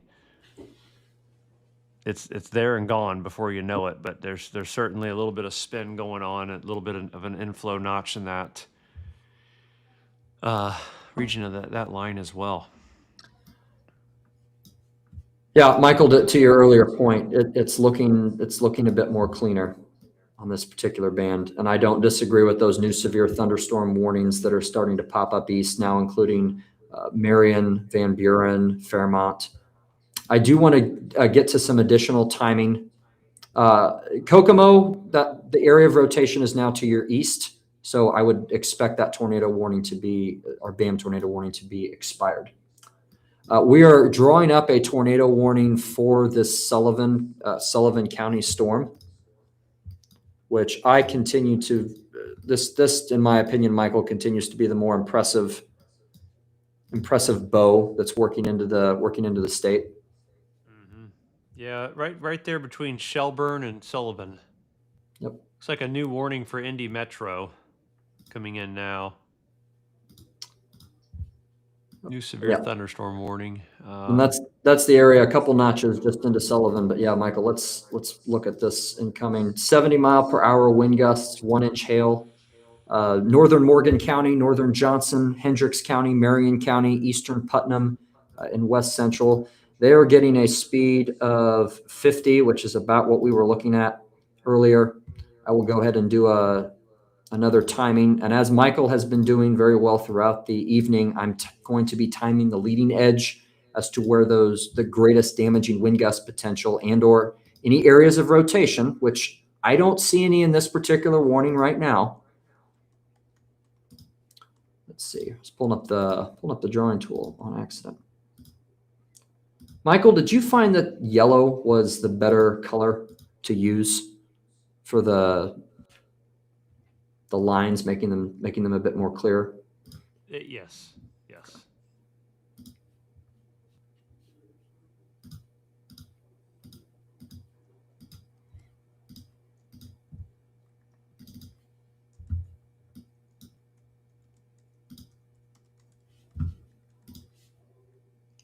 All right, make sure to screenshot this, share the stream.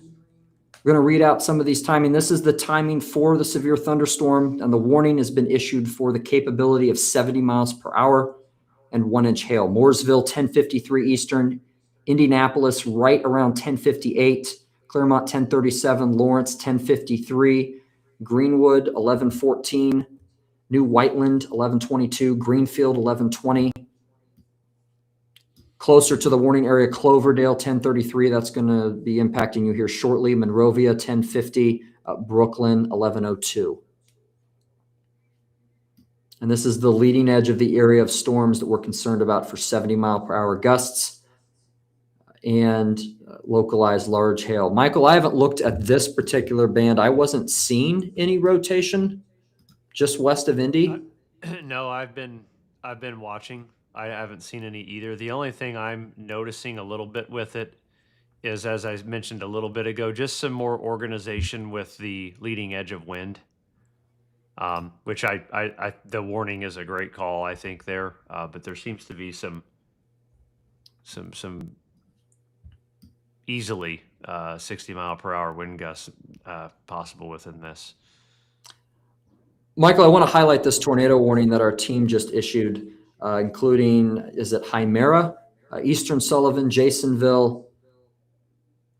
This is due to rotation that we've continued to monitor crossing over the Illinois-Indiana border.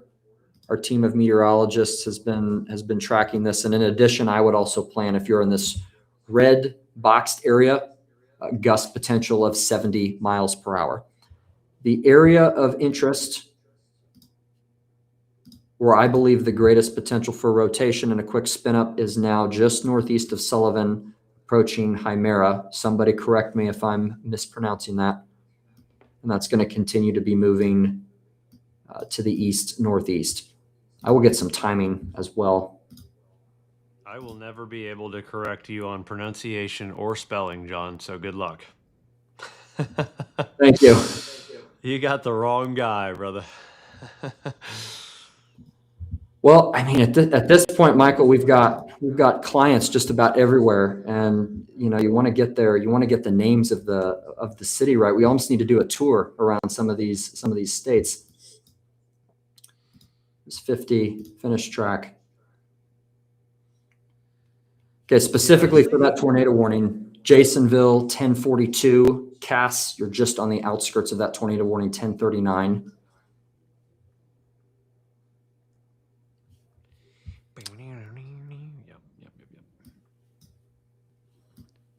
Any other areas, Michael, that I'm looking, man. I'm looking. It changes every freaking scan. It changes. So I'm keeping my eye out, but nothing popping out. Maybe that little area west of Arcadia, between Atlanta and Arcadia, a little bit. That latest scan, though, not so much. A notch or two there. I think some of the clutter out ahead of this particular storm is going to fortunately help limit some of the rotation capabilities. Yeah. We'll see. I don't want to rule out rotation or a tornado north of I-70 and especially east of this line, but I feel, Michael, that we're starting to reach the point where it's going to be more of a damaging wind concern. Yeah, 100%. If you are in this zone. Again, we have active BAM tornado warnings that we're continuing to watch areas of rotation, but I do think we should start to see some decrease in tornado potential the further east this goes. And again, I think that's more due to we're starting to get further away from the best jet, and we have some of those additional scattered downpours and storms or clutter that's going to help impede the embedded storms' ability to rotate. John, something interesting to me in Hendricks County is the wind field all across southern Hendricks County ahead of the line. It's just interesting to me. A widespread straight line wind or something of that nature. I don't know. Do you see that on velocity? I do. It looks pretty calm towards Clayton and Plainfield, but then you can see that wave almost, and that's likely that band just east of Greencastle, Fillmore, and Coatesville. Yeah, it getting a few 61, 62s in there.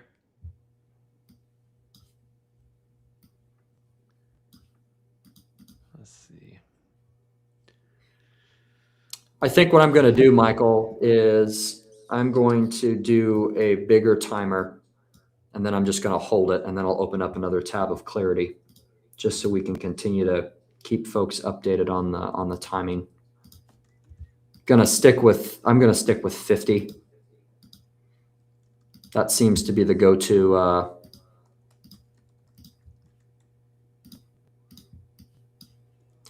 timing. Looking again at 700 and all things, I agree. Okay. Don't see a reason to change. We've got a new BAM tornado warning that just popped up as well for Jasonville. We'll get to that here shortly. Yeah, it still is trying to do that, isn't it? I see it.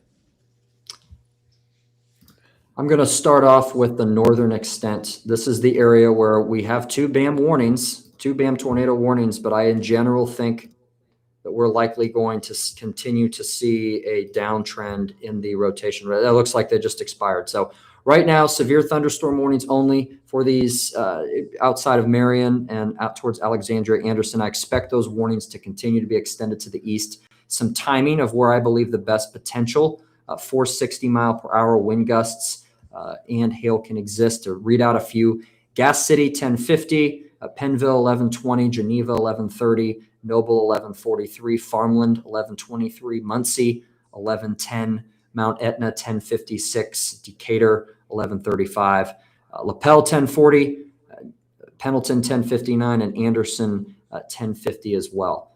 So screenshot this, share. Here, I'll zoom in so we can see that more.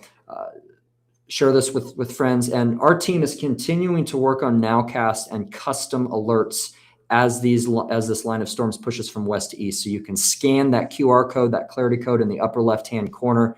That will not only get you the nowcasts and those custom alerts, but you're also able to get the site-specific alerts, so that if you hear sirens and there's confusion as to whether you're under the warning, whether you're not, you can look at that Clarity app and have that notification turned on to keep you, your family, your business, and operations safe.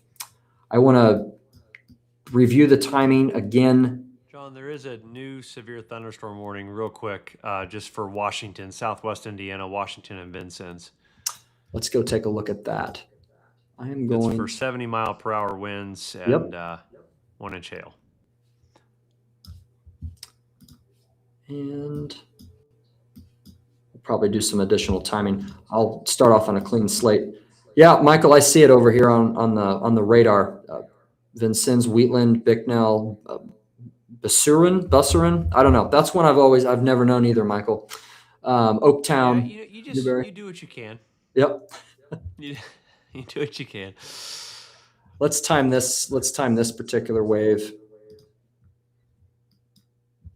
Man, this line is crisp, Michael. Just west of it is crispy. Yeah. Yeah, it is crispy. I think it's going to be rowdy for some folks here over the next hour. I'm still getting about 50. I'll go back and we'll do another timer further south.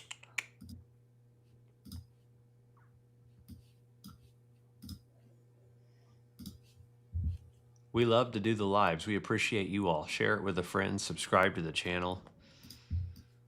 Repost it. Whatever you do, do it.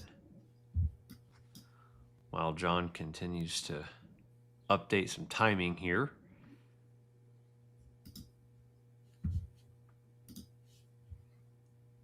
We are continuing, Michael, I don't disagree with the tornado warnings for Illinois between Mount Erie and Parkersburg. So that's something, of course, we'll need to watch for southwestern Indiana. Again, these are in Eastern time. So if you're in Central time, subtract an hour. Mount Carmel, 10:07 Central, Grayville, 10:07 Central, New Harmony, 10:25 Central. Further northeast with that new warning, Monroe City, 11:18 Eastern, Bicknell, 11:08 Eastern, Plainville, 11:15, and then Newberry, 11:10.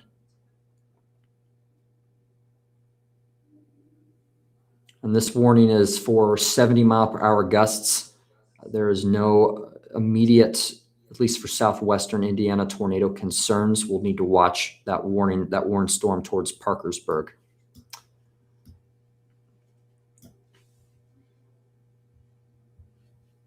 And we did extend the tornado warning to include just a little bit more into Clay County.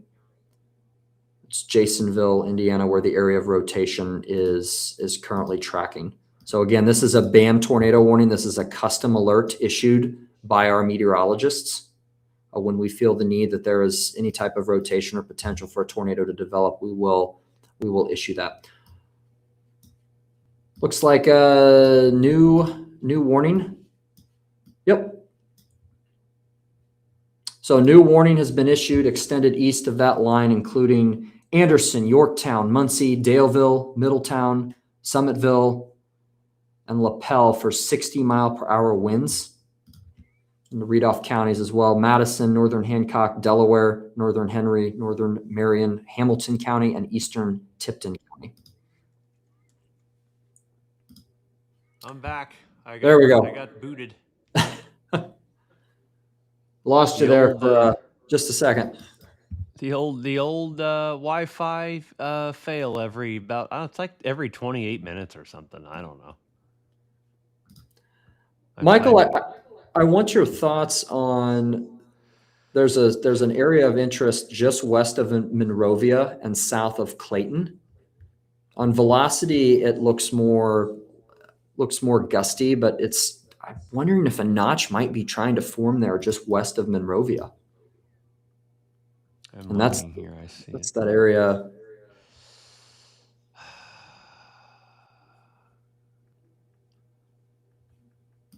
If I'm honest, John, I don't know. It looks outflow dominant to me. Okay.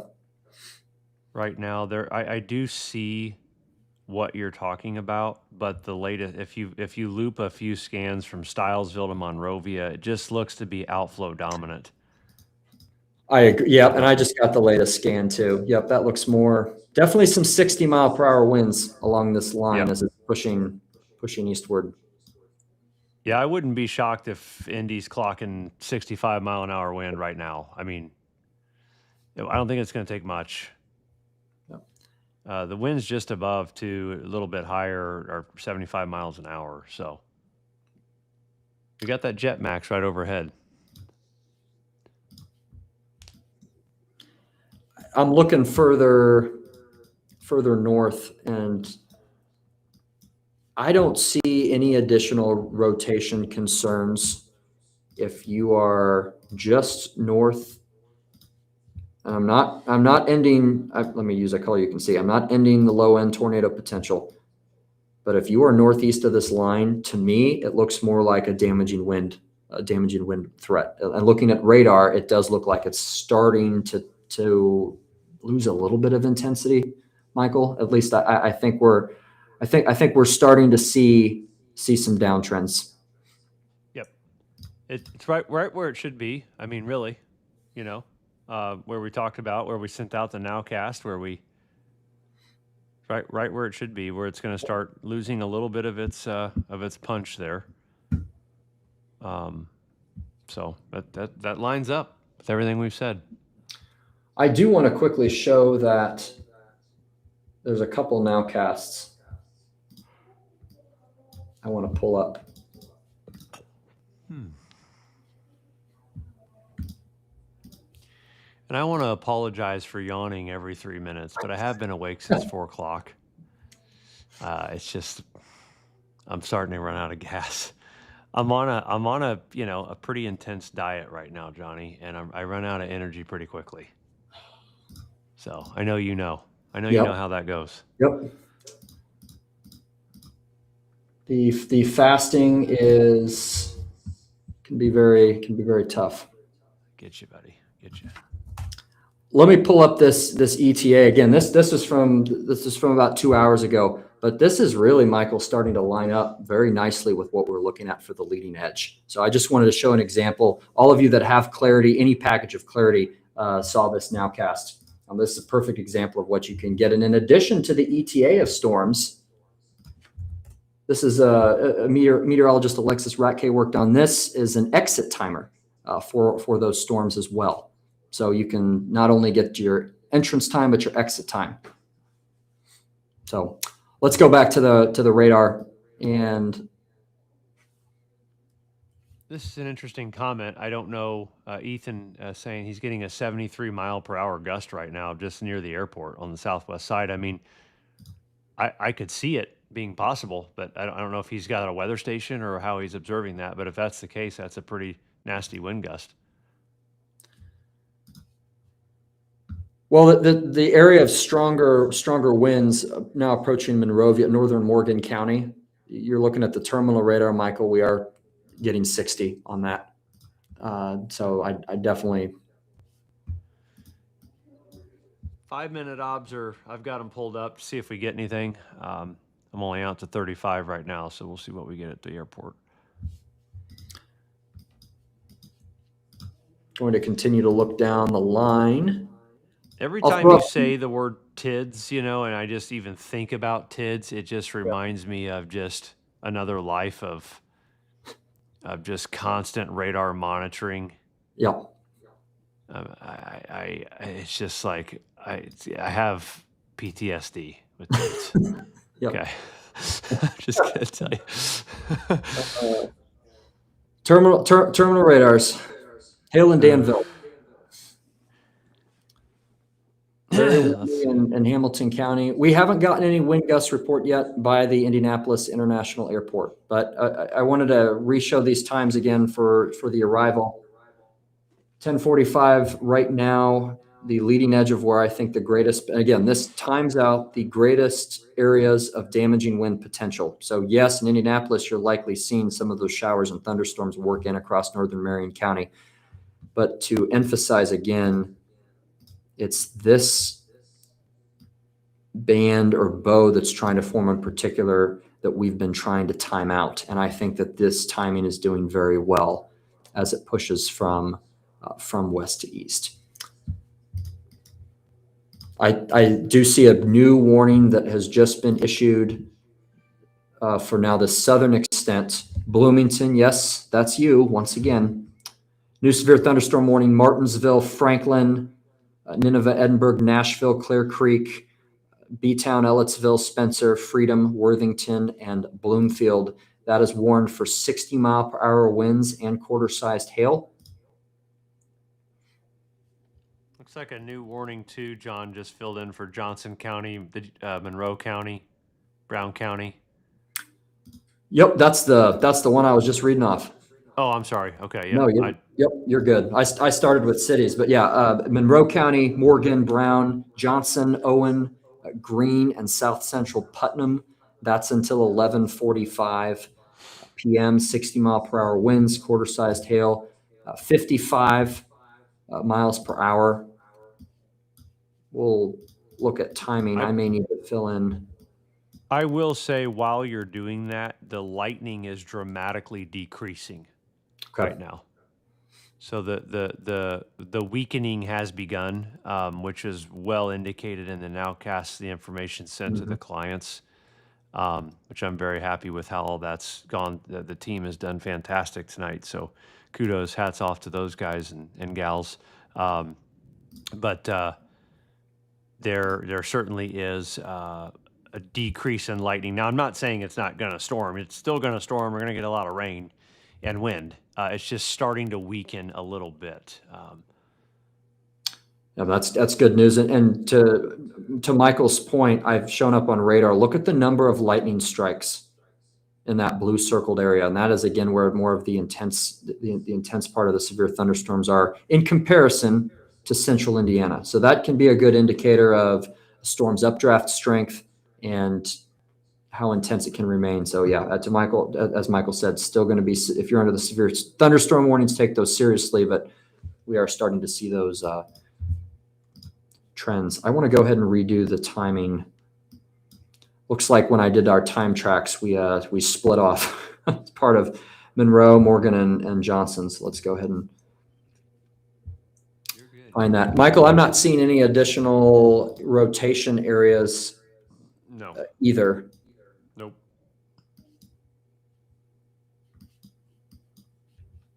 I got velocity pulled up. We'll time out.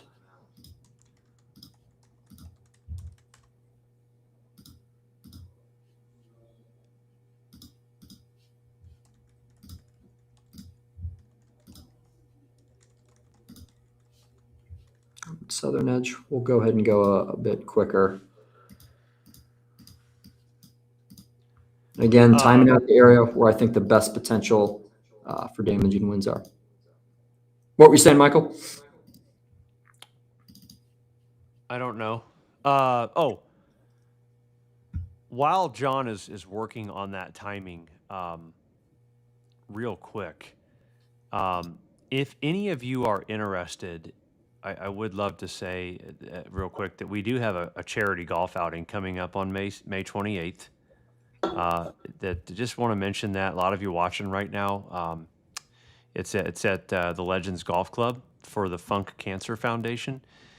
I'm going to toss a link in here if any of you like to play golf or know anyone that wants to get their business out there to sponsor. Go to golf.bamwx.com.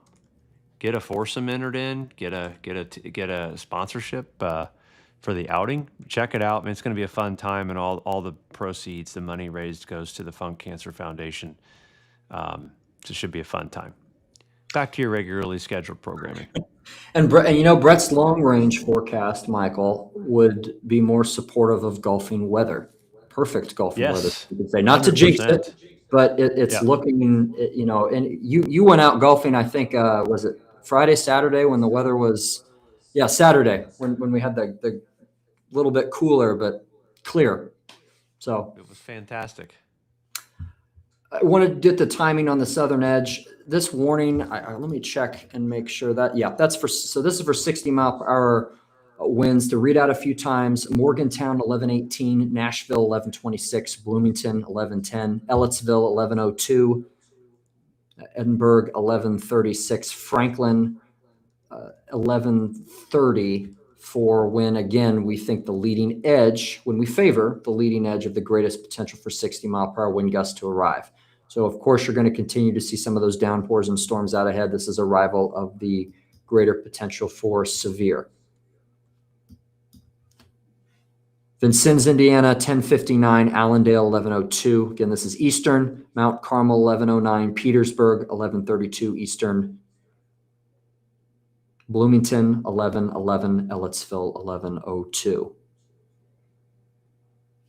John, I'll say too, just for the both of us, once these get just slightly east of, say, Indy to Bloomington, we'll probably sign off for the evening because we're seeing just a general decrease in intensity with these. So it's nothing that no one on here is not used to. We're going to stay on for a little bit longer, but just FYI, we're, Oh, what in the world is going on? yep, I just see it. That just popped up. So we've got a Tornado warning. new tornado warning. Okay. And So that as is soon as I say for- that, So that's going to be for southern Marion County. So Southport, Mooresville, Greenwood, and New Whiteland. Tornado warning: northeastern Morgan, northern Johnson, southeastern Hendricks. That's going to be until 11:15 Eastern. I do see an area of rotation just southeast of Mooresville.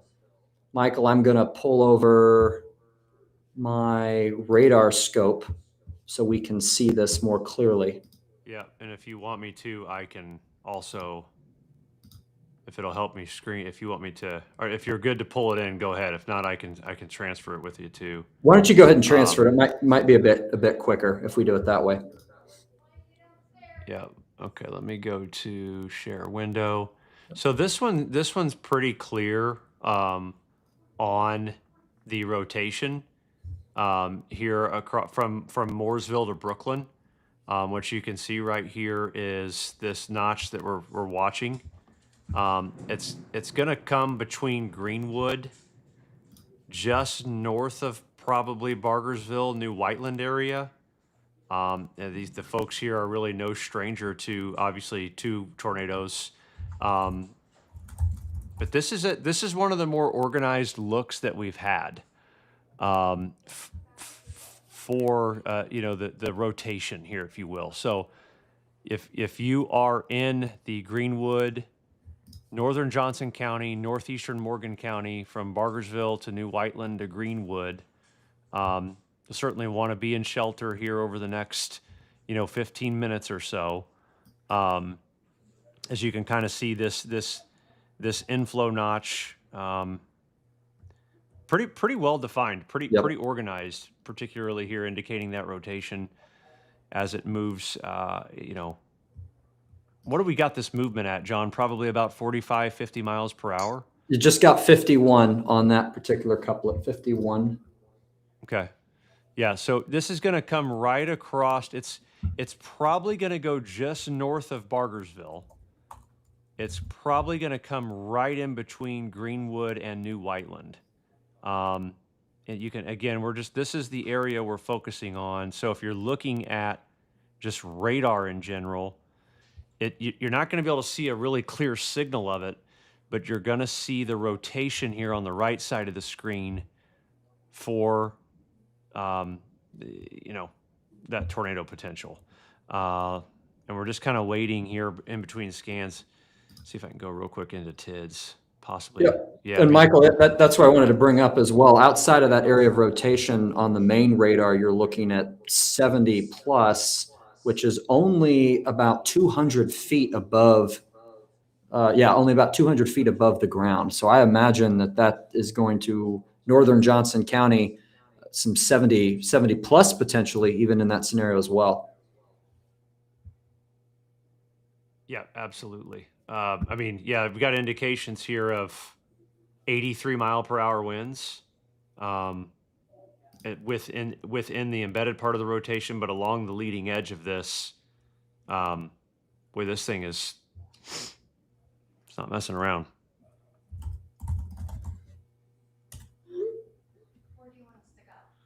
Right here.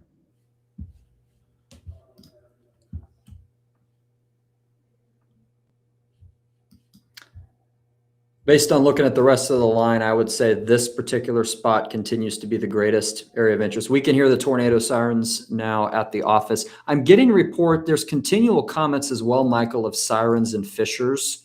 And I just want to emphasize right now on our end, I see no rotation in Hamilton County. I would argue that this is the only zone at this time that we need to keep a close eye on, and that would be for northwestern Johnson, northeastern Morgan with the area of rotation. It does look like, Michael, it's not quite as strong of a couplet as it was, but I still agree that tornado warning needs to be there, shelter in place. Yep, 100%. And that's how quick these go in and out, these QLCS type warnings. They're very quick. One, you have a 2-minute part of it rotating. 2 minutes later, it's no longer rotating. Regardless, it's an absolute unit of wind moving through. And so if it's not out of the question, I want to let you know that I lose internet, John. If Okay. I hop off or whatever, obviously my connection hasn't been the greatest. But if you are hearing those tornado sirens in New Whiteland, in Greenwood, just south of Southport, in that latest scan, it's still obvious there. If you are hearing the sirens there, you will want to be, in shelter. Bargersville to Needham to Brooklyn, the threat is north of the area by a couple of miles. So even if you're hearing the sirens in those areas, the threat is north of that. So you're good there, but you're talking a mile or two. The difference is with that. So regardless, out ahead of this, as it is outside my house right now, you probably are going to have a pretty calm setting until that wall of wind arrives, and you're going to hear it. It's going to be pretty windy as it arrives. I was chatting with Matt because we're kind of both in that zone. I can get on the hotspot if need to, but Matt might be at an emergency handoff if both of us lose power. But Michael, one thing I do want to emphasize: those of you that are in the red outline box that's on Michael's screen, those are the only locations that are in the active tornado warning. I do understand that if you're in downtown Indianapolis, I've got reports all the way up on the north side. You're hearing tornado sirens. It's only the areas that are in that tornado warning now that we're watching for that rotation risks and gusts of 70 miles per hour. And so they just updated the warning, John. They've removed Bargersville from it. They've removed Needham from it. Okay. It is now just concentrated. Really, it's really Greenwood. Really, is what it is. Sure. It's the greatest potential of rotation or a rain-wrapped tornado is going to come in between Greenwood and Whiteland. Yep. Now you're still going to have an absolute wall of wind for the time being. That wind is estimated here. I'm still getting 70 miles per hour along that leading edge. So it looks like, to get even more specific, Michael, it's between Smith Valley Road and, oh gosh, I can't remember what that southern edge is.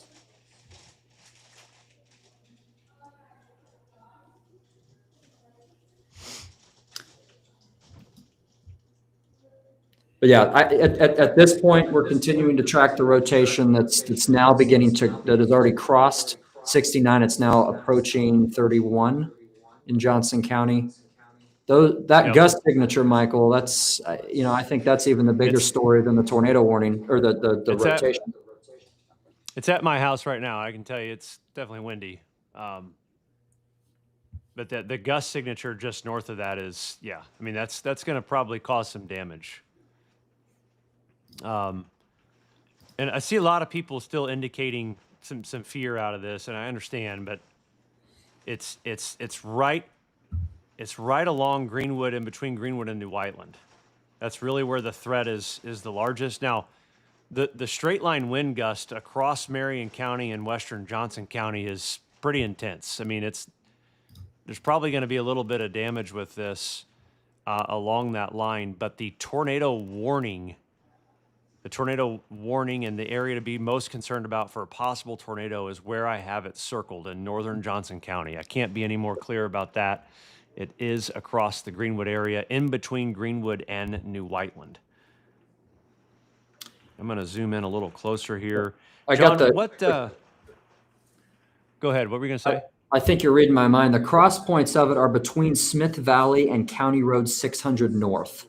So Smith Valley Road going through Greenwood, and then County Road 600 North. So that's just north of New Whiteland, and then, as you said, just south of Greenwood, where at least the most intense velocity scans are pushing from the west to the east.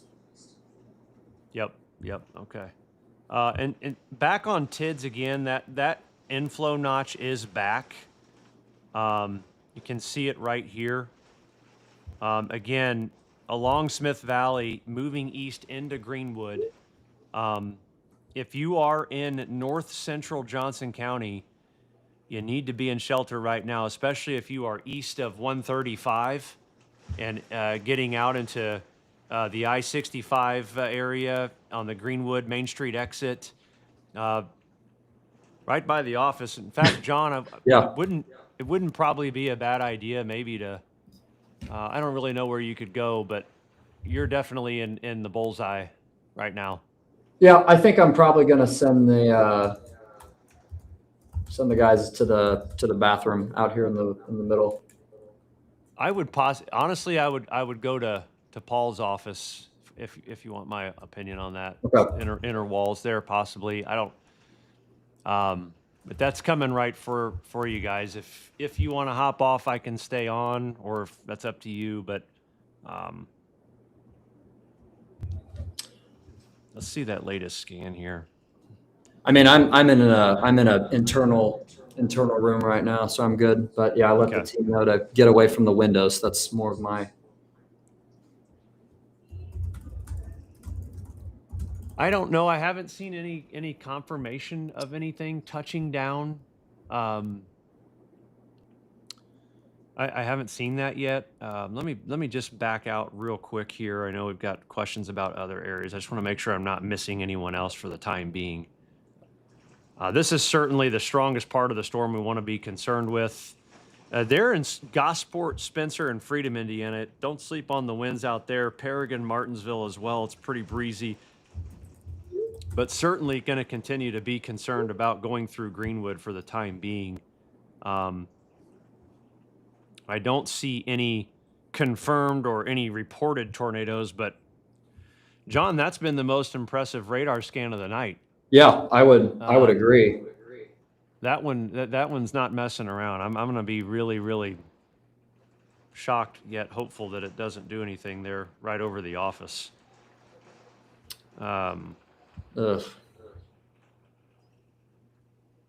What's it sound like out there? Doesn't sound. I mean, the roof isn't making much noise. Just sounds like it's raining and thundering. So, what's that new? Is there a new warning? No. It looks like we issued a destructive thunderstorm warning across central Johnson County. I'm going to go on the BAM Mets did. Yep. Take a, Matt just issued. Yep, Matt just issued it. Okay. We got a little bit of hail mixed in with the wind here. Right over just south of Greenwood, in between Greenwood and New Whiteland, we have those are 80-mile-per-hour winds being indicated. Yep. That is moments away from the office. Probably less than a minute, I'd say, before we start hearing something. Okay. But that inflow notch, not as impressive there, at least. It's right now, it looks like just possibly a really nasty straight line wind's about to blow through. Hopefully everybody's out of the main area, John? Yep. Michael, I'm going to step off real quick. All right. So it's John and those folks there at the office, they're right in the bullseye of that 80 plus mile per hour wind. Not out of the question there.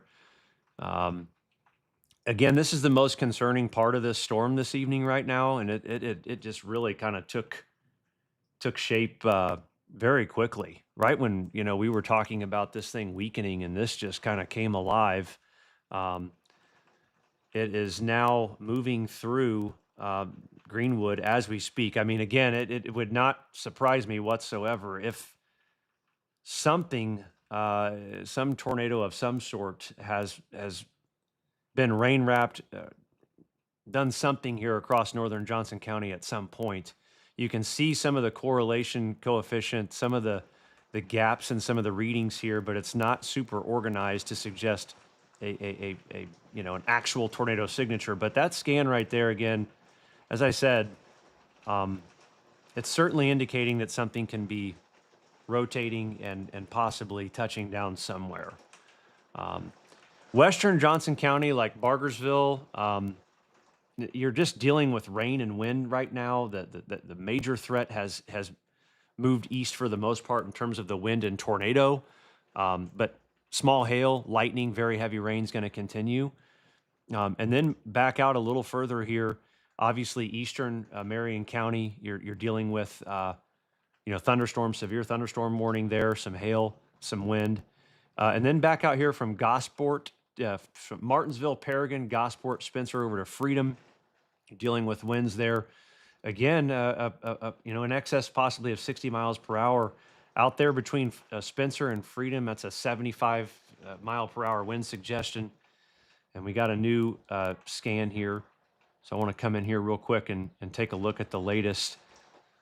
And again, man, that right across 65, this is I-65 right here, and just continues to indicate broad rotation. Not super tight, but certainly enough to put down a quick spin up of a tornado. Is not going to be out of the question there. Now in northeastern Johnson County. So just east of Greenwood Metro, going right over I-65 and going to be heading out there towards Sugar Creek, London. There's the extension of the tornado warning. All right, so they have extended it now into northern Shelby County.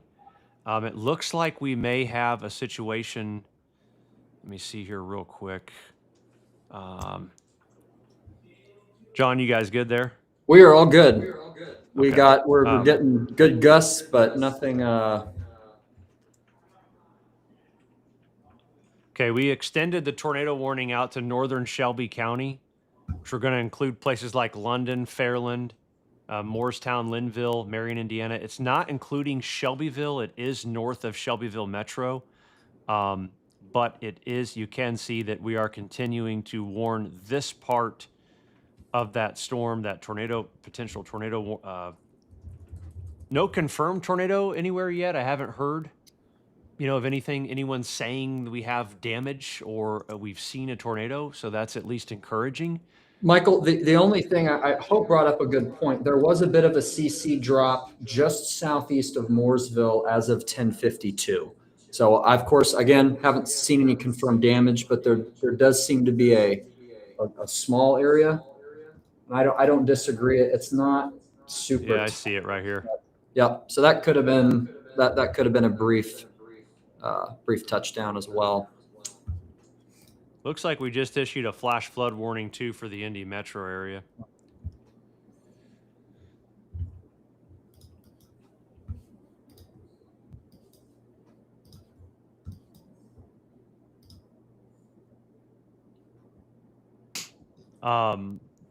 Yeah, so as this storm continues, don't sleep on this getting into northern Shelby County. I again, it's the most impressive, longest lasting rotating signature we've had of the night. Yeah, John. I mean, And it's funny, man. This stuff has the ability to just change. These QLCSs, they can just change everything so quickly. Um, it's wild how fast these things can change. I'm going to And be Mike, honest with you. I did. Go ahead. no, I was just saying, I wasn't expecting it this far east. I think you're about to say something similar, but your southeast surface winds were 20 to 25 knots in this particular area. They are not that strong further to the south and to the north. So that might be just enough here and what we're seeing on radar to wrap a few of these storms, some of these notches. Crazy. Yeah, I that was tornado warning issued. My phone literally blew up all to high hell. Yeah, I'm sure.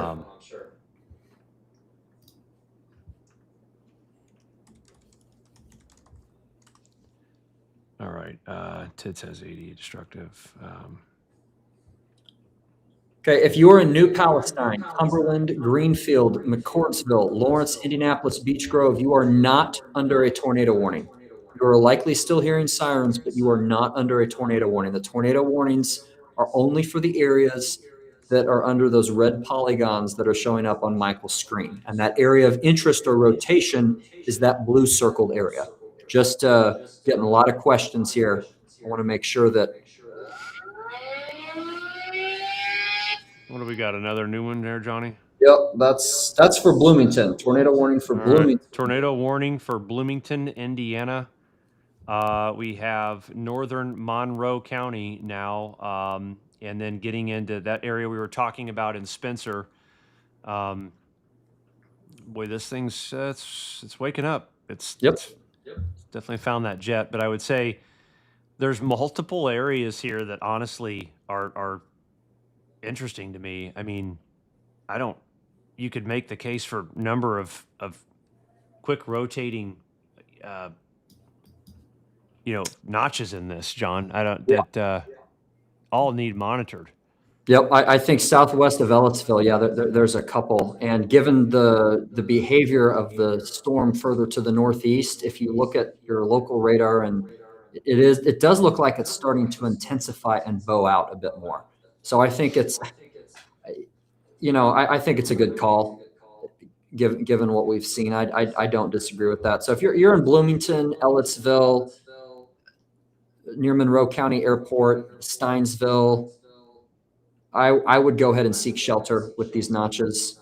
These can very quickly, any type of quick spin up tornado can happen between radar scans, and the radar is scanning right now every couple of minutes. So that's one of the issues with these types of setups. They can happen very quickly. So if you're in that tornado warning, seek shelter.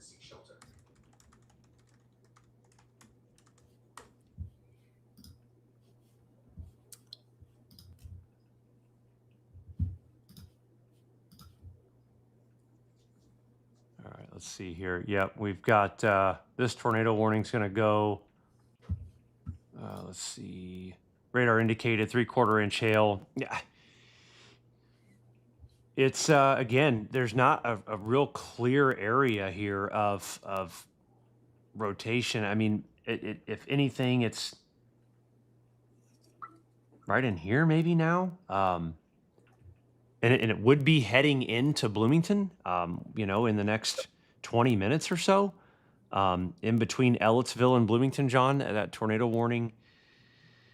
Again, it's sloppy and it's weird, but that's where it's the last couple of scans have become a little bit more evident of. Last couple of scans a little bit more evident of some rotation there in that particular spot. I agree, Michael. Just some of the questions. The original tornado warning for Johnson County has been allowed to expire. So now it's east of Greenwood and east of New Whiteland. So New Whiteland and Greenwood and Southport, you are in the all clear from the tornado rotation. I still see gusts of 60 to 70 on that notch just south of London, north of Needham. Michael, I can't say I see a strong signal for rotation. If it's going to happen, it's going to be there. So I would still, if you're in that tornado warned area, continue to seek shelter. Yep. Yep. If you're east, it's east of Greenwood. A lot of questions about Greenwood. It is east of there. I did see some comments about damage at Greenwood High School. I don't know if the comments are rushing by at record pace here, but I did see Valley that. Road, that would be the. Yep. That's where we said. If anybody can confirm that, that'd be great. Let us know. Listen, real quick, guys, if we're not talking about your city right now, we're talking about just east of Greenwood and Bloomington. If we're not talking about your city, you don't need to worry. There's 2 tornado warnings right now. That's for Shelby County and Monroe County. All right. And here in this cell we're watching here working into north central Monroe County has the potential to rotate. But there's also very strong winds here along and near Ellettsville as well. But there's a couple of areas of risk to watch. It's the wind and it's the rotating signal in the storm here for Monroe County. So if you are in north central Monroe County, you need to be in shelter. Just south of Spencer, you need to be in shelter for the next 27 minutes. Over here in Fairland to Marion to Linville, if you're in northern Shelby County, you need to be in shelter. Right, it's broad. It's not super organized, but there's a potential for a quick spin up there as well.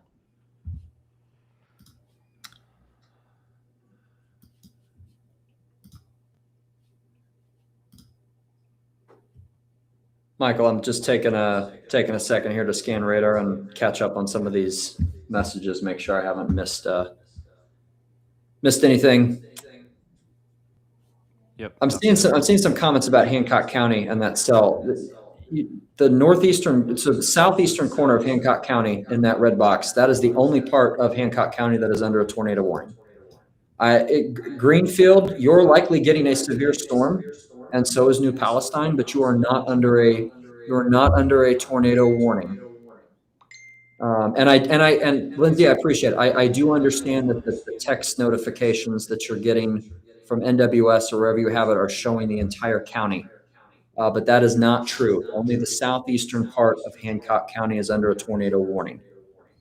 John, a couple of reports here I'm getting from Fire, from Brian and Amanda are listening to Scanner. I'm getting Fire friends texting now. There does seem to be some issues. 2 different reports of power lines down on houses off of Old Smith Valley Road, which is exactly where we said this thing was going through. And then lines down by Brent Ridge and Morgantown Road as well.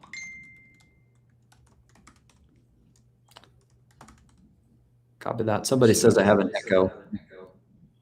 Probably. Sorry. I think it's coming from you, Michael, the echo off the thing. I don't know.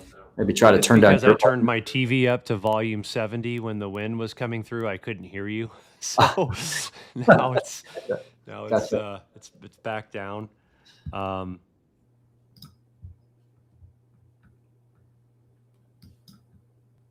Okay.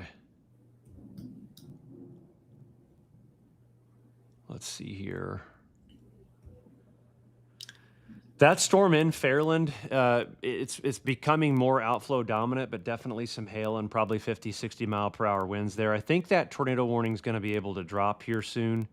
Now this is a weird, sloppy look at potential rotation across getting into Bloomington. But this is weird, John. I don't know if you agree generally with this. You can kind of see this. It's a strange look, but this broad, odd rotation is about 15 minutes or so from Bloomington, the west side. A lot of folks asking about Greenwood. It is east of Greenwood, guys. It's east. It's been east of Greenwood for 15 minutes. The threat has left Greenwood, Indiana. You're good. All right. So now I'm just curious, damage. It's not going to be doing anything in Bloomington yet. It's not in Bloomington yet. Okay. It's 15 to 20 minutes away, maybe 15 minutes away from Bloomington. Okay. Yeah, Michael, I see the rotation. The last couple of scans I think the winds out of the southeast are starting to get too weak, and there's too much clutter out ahead of it for it to try to wrap. I don't know. I'm with you. I don't know. We'll see, but I think this is more of a wind one down there with some rotation aloft. We'll keep an eye on it for sure. It's tricky when they're this messy. But I think that the difference between this part of the line and what we were seeing up in Johnson County is that we have more clutter and rain out ahead of this that I think can impede a greater rotation. Yep. Agreed. Greenwood's in the clear, I can promise. We've said it 37 times. You're good, I promise. Listen, there are reports of downed power lines and trees. They're around Smith Valley, Morgantown area. So if any of you have been impacted, or if you know of anybody, let us know so we can get some reports out there and keep folks updated on that. Right now, we're watching Bloomington. All right, as this storm continues to look like it has some broad rotation to it. Again, it's not super organized and well defined. But if you are in between Bloomington and Ellettsville, I would recommend being in shelter right now for the next 15 or so minutes. John, I want to say that the comments must just be so far behind. Yeah. Either that or people are just not listening to anything we're saying. Yep. Or it could be, Michael, that the Facebook algorithm or the social media algorithm as well is seeing the tornado warning post from earlier for the area, and that's causing everyone to just come on here immediately and just comment without looking at it. There is no longer any active tornado warning in Johnson County. There is none. They're the only active 2 tornado warnings. We have one in northern Shelby and far southeastern Hancock. Northern Shelby, far southeastern Hancock, and then the other tornado warning that is on Michael's screen, central Monroe, southeastern Owen, and northeastern Greene. In my opinion, out of the 2 cells, it's this one northwest of Bloomington that has the better rotation. But regardless, both cells, some rotation capable of 60 to 70 mile per hour wind gust and large hail. So if you're in those 2 tornado warnings, and Michael, it might be helpful to slide up again or zoom out just a bit so that they can see the only 2 active tornado warnings we have. Sorry, I've got some damaged photos I was going to share, but yes, there you go. There's your. You're good. I just wanted everybody to see that Johnson County is no longer under a tornado warning. Johnson County is safe. Yes. Okay. Real quick, I'm gonna this is just nothing crazy, but I do want to just share this. I have a feeling we're going to start seeing more of this here in the next few minutes. This is from a friend of mine I went to school with, Mike Altop, over in his neighborhood in the Center Grove area in north central Johnson County. And you can see just some damage. I'm sure we're going to see some photos like this. Luckily, it doesn't look like it's too crazy. I mean, obviously, that sucks, but. We'll kind of see what we're dealing with here as some more photos trickle in. My Facebook messages have blown up. I'm trying to see if I have anything there worth sharing. Let's see. Okay. I mean, it's not even worth looking at those. You may lose your mind, Yeah. I appreciate the people that send them to me. I don't want you guys to think I'm being, a jerk. It's just there's no way I can process it and share it while I'm live. I just don't have the mental capacity to do it. So, John, I'm gonna have you go ahead. Why don't you take over screen share of radar, and I'll try to drum up some photos or some additional info on what went through here. Absolutely. I just went ahead and shared it, so you might have to manually do it again.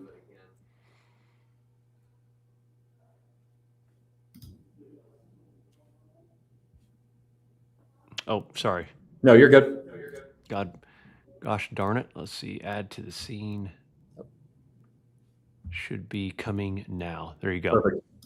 All right. I want to start off on this tornado warning for Fairland, Marion, Morristown, and Linville in eastern Indiana.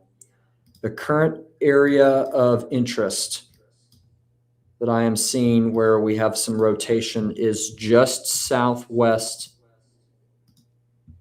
of Marion, not Marion and Grant County. This is Marion and Shelby County. This is the area of interest in this active tornado warning. Rotation is not as strong, but there are gusts of likely 60 to 70 miles per hour on the leading edge. I have a movement of this at this point. Now, you're under this red, you're under tornado warning. Sugar Creek, Morristown, still remain in shelter, but this is the main area of interest and rotation that I'm keeping an eye on. For those of you in Western Rush County, I would be on the lookout for an expansion potentially of this tornado warning given the rotation. So let's watch for some type of expansion, likely in the next 10 to 15 minutes. I'm going to time this out quickly. What happened to my radar? There it is. Beautiful. Looks like a garage fire from down power lines off of Old Smith Valley as well right now, just FYI. Okay.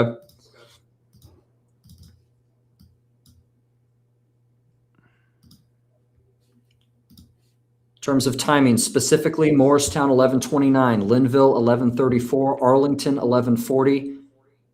Now Arlington and Carthage and Manila, you are not under the warning right now, but that's Western Rush County 11:40, 11:40, 11:35. Let's watch for that. Rushville itself at 11:52.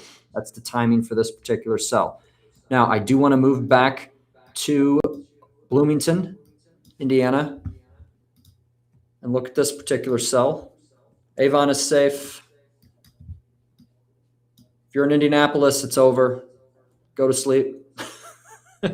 Severe risks are over. Yep. Save your sanity. Save yourselves. Yes. Yep. Yeah, I don't John. see much. Yeah, I was just looking. It's weird. If anything, I don't see. I'm not saying don't just totally write it off, but I don't see I don't see anything like I saw in Greenwood, 30 minutes ago. Right. I think 60, 65 mile per hour gusts as this starts to enter into Monroe. I don't know why here. You know what? Everybody, my apologies. So sometimes when you have the lightning come in, see, it takes away some of the city names. This is Bloomington, center of Monroe County. Thank you guys for your patience. That particular storm, I agree with Michael. I don't see any very broad rotation now going probably just north of IU, west of Old 30 or west of Old 37 in this zone. But I would say at this point, we're just looking at some large hail damaging wind gusts.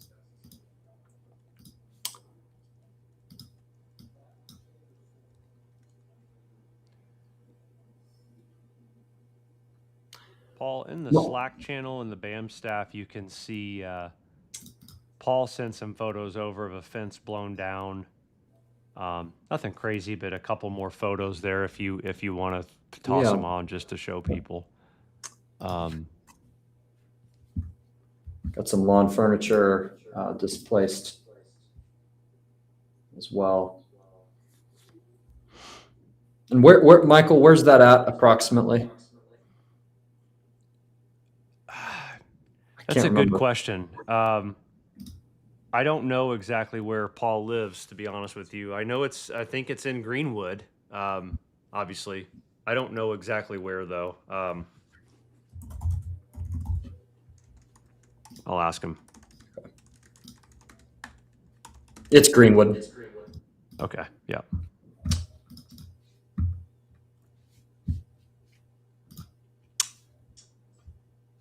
I want to start going through, Michael, and giving some timings for the incoming severe storms. Just I want to keep an eye on this cell east of Indianapolis, but I do think our damaging wind gusts threat appears to be getting a bit more scattered in nature, Michael. I think it's starting to, at least my areas where I was seeing 70, I'm not seeing that as much anymore. There just only seem to be a couple of these cells. Right now, the strongest one is probably still entering into Rush County, if I had to choose one. John, the last time we said that, well, I all know. hell broke loose. I know. So, but I agree. I agree with what you're saying. Yep. My battery is at 10%. If someone on the team can bring me a charger, any charger would be absolutely fantastic as quickly as possible.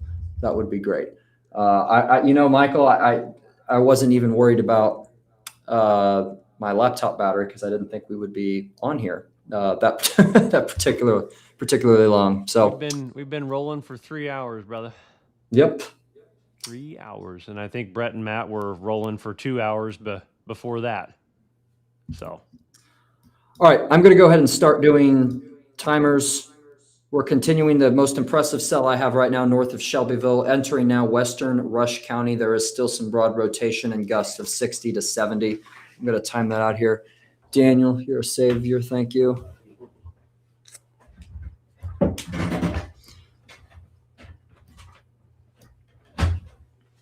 That tornado warning is just for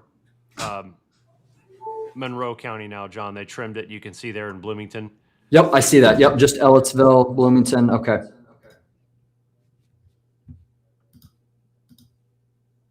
I'm going to time out roughly the leading edge of the gusts and then the rotation. Michael, I'm going to try to do this in one felt swoop. Let's see what we get. Yeah, I think you probably can.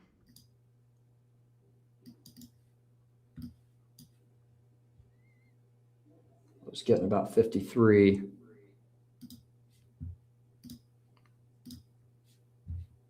All right, everyone, thank you for your patience. Here's the timing. I'm going to start on the northern edge, and I'm going to narrate a new severe thunderstorm as well, just issued for Greenville. I know we had some questions. These are timings. Union City, 11:56. Greenville, 12:11 a.m. Richmond, 12:12 a.m. We got a new tornado warning that's now extended. Tornado warning for Rushville. Yep, Rushville and Rush County. Not surprised there. I will zoom in and get some additional time. Radar indicated next 26 minutes, 3/4 inch hail. Rushville, 11:45 though. There you go. Tornado warning in Rushville. That is obviously Rush County, I believe. Yep. Is that right? Rush County? Yes, sir. You got it. Manila to Rushville to Glenwood, next 27 minutes. That's that same storm that did go through Greenwood and Johnson County, so it is trying to continue to keep a little bit of its moxie there, if you will. In city of Rushville, Manila to Rushville there along, is that 44? I believe that's along 44, State Road 44 there through Rush County, I think. Don't quote me on that. Yep, SR 44, and that's going to go right. It's near Manila. I believe that's Manila, and then just south of Arlington in Rush County. Okay. Yep. So that's circled area is the area of rotation that I'm watching. Even so, a very strong gust front on the leading edge as well. So you will hear this 60 to even 65 mile per hour gusts. Touching on some of these other timings out ahead. In this particular line of storms, if you're in eastern Indiana, this is the only cell that I see that has potential for rotation at this time. I think elsewhere, if you're further to the north, damaging winds of 60 miles per hour and some hail going to be possible. There are a few other notches, but this zone in between my blue lines, this Rush County tornado warning, that's my main area of concern. Make sure, guys, obviously we still got severe weather and tornado warnings. Share this. Take screenshots of this. Let your friends know. We're going to continue to stay live with these tornado warnings as this works through. I want to expand further to the south, now starting to get east of the I-69 and east of 37 corridor. Nashville, Indiana, 11:41. Brownstown, 12:15. Seymour, 12:17. Elizabethtown, 12:14. Clifford, 12:06. Jackson, 12:41. Let's, Michael, take a look at this part of the line. I'm not seeing really any. I don't think they're going to extend that tornado warning into Brown. In my opinion, Michael, I don't see much there. Yeah. But this leading edge, based on radar, you can see some of the timings capable of 60-mile-per-hour winds. Still some embedded rotation, but I tend to think that some of this activity out ahead of it may begin to limit the rotation risks. The other threat for these zones that I'm showing is flash flooding. I do not want us to forget about that, because this is likely going to dump another inch to an inch and a half easily on areas that have already seen over 4 inches in a very quick time frame. So make sure to heed those flash flood warnings, flood prone areas. If you see standing water, don't drive through it. Doesn't matter how shallow it looks. It's night. Don't mess around with it. And I would expect, as this continues to push to the east, that we will gradually see more of a damaging wind risk and less of a tornado and or hail risk as well. Sarah, on my end, they trimmed the tornado warning for Monroe County. I don't believe that they reissued it, as on my end, it looks to be expiring. My radar scope's starting to go. So, yeah, John, just Yep. while you're looking at that, we've had 352 severe weather reports. And what was a tornado-driven moderate risk has really turned into hail. Yeah. 207 hail reports, a lot of wind and hail, but only one tornado report so far out of this whole day out there in Southwest Illinois. But 352 severe weather reports, that's a busy day. Yes, for sure. And it's still going. Yeah, the Jets were there. Michael, I haven't gotten to it yet just because I haven't had as many clientele down there, but quite a few nasty looking tornado warned storms in northeastern Arkansas, some destructive hail as well down there. So those are the storms that you were watching and tracking earlier that we were concerned about, some of the greater tornado potential. So yeah, and they thankfully haven't been anything like what they could have been. We got a new tornado warning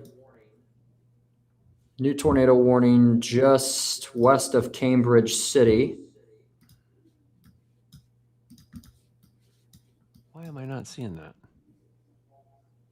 I'm going to delete this timer. Here it is. I see it. Small one. Yep. Northeastern Rush and southeastern Henry until midnight. Severe thunderstorm capable of producing a tornado located 7 miles south of Newcastle. So that includes Strong and Louisville. Let me zoom out. This is separate from the Rush County tornado warning. It's northeastern Rush, but it's two separate areas of the storm.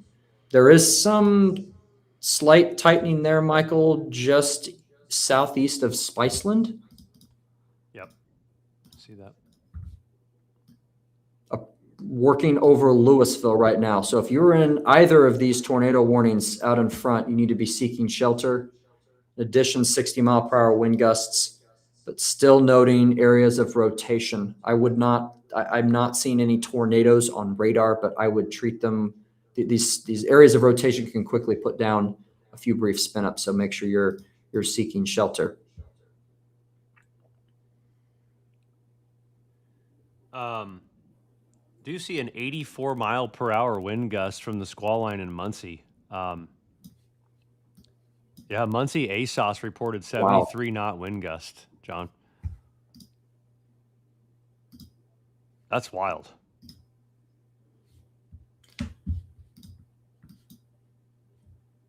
That report came in 16 minutes ago. Oh, I just see it now. It's on my observation tag. Yep, out of the northwest and Hartford City, further to the north, with 61, 84 mile per hour. I imagine there are some power outages in Delaware County, if that is the case. Yep, I would agree. You can kind of see it. I'm looping the radar where it tries to, based on the time index, it tries to almost bow out a little bit more as it works through. See if I can look at Indiana power outages here and see if we have any info. Showing a total of 83,000 customers out right now. A lot of those they're coming from far northwest Indiana up there in Lake County with those winds earlier today that weren't even really thunderstorm related. There's a new warning down there in Columbus, Johnny. Severe thunderstorm warning. Big one. They're putting the tornado detection possible tag on it, 70-mile-per-hour winds, dime-sized hail. Severe thunderstorm warning, Decatur, Brown, Bartholomew, Jackson, and Jennings County until 12:45 a.m. Line of severe thunderstorms, 60-mile-per-hour wind gust, penny-sized, sorry, not dime-sized, penny-sized hail, just under the severe limits. And that is specifically for the leading edge of these storms that I'm drawing out in the blue-lined area. Bloomington, I'm expecting this tornado warning to be removed from my screen in about 2 minutes. In my opinion, with high confidence, there is no longer any rotation in Bloomington or Monroe County. The storm of interest has moved out of that area. And towards Nashville, Indiana, is where the strongest gusts on radar that I'm seeing are located. I'm not looking at any rotation at this point.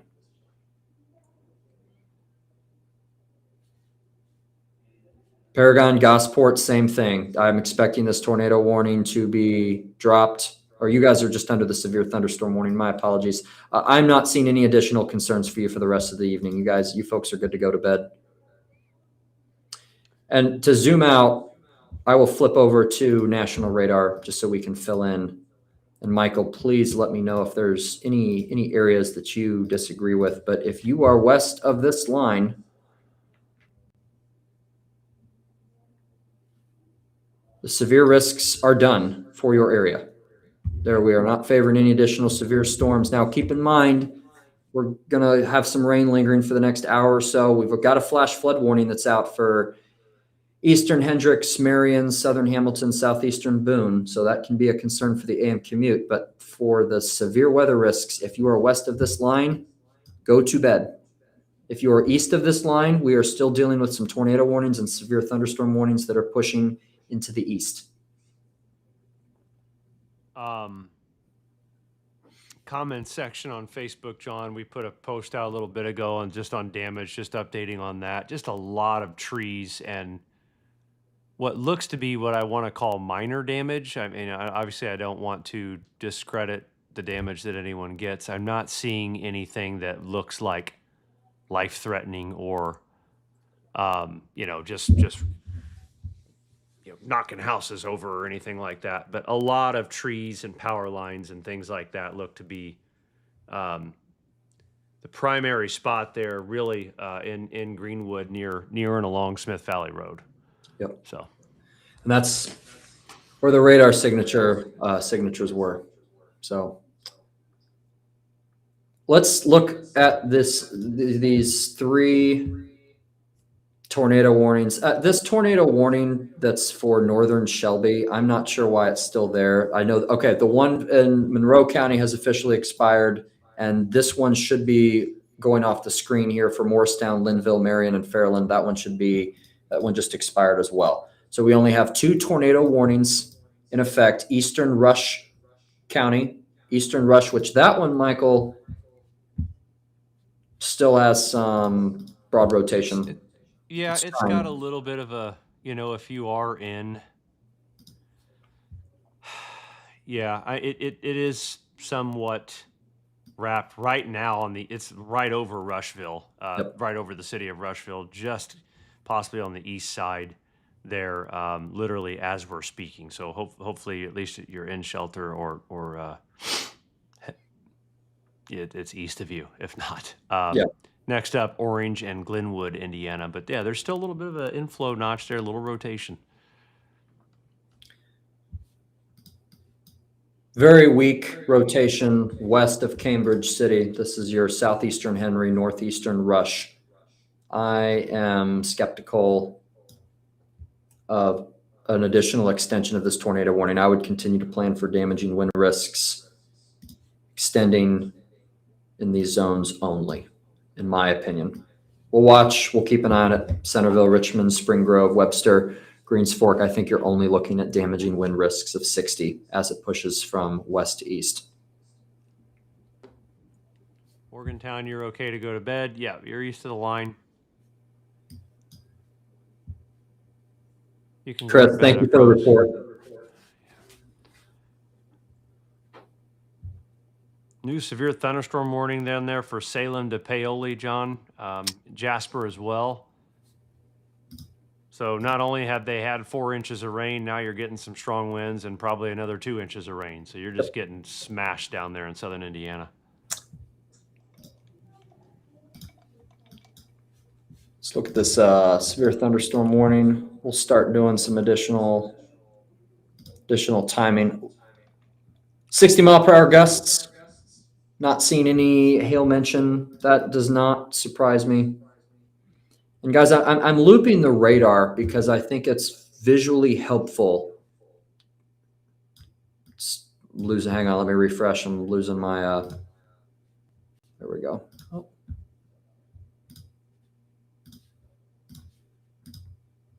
Lose your single site? Yeah, just lost there for a second. A lot of warnings. I wanted to visually show the single site radar, especially because you can see the bowing effect of the storms as they're pushing from northwest to southeast. So this is, if you're using single site radar, it's a great tool. Whether you're an enthusiast, an emergency manager, you can see these bowing effects. That's why the severe thunderstorm warnings are in effect. So the leading edge of this particular line that's moving towards Jasper, Paoli, and Salem, I'll make that bigger so we can see this.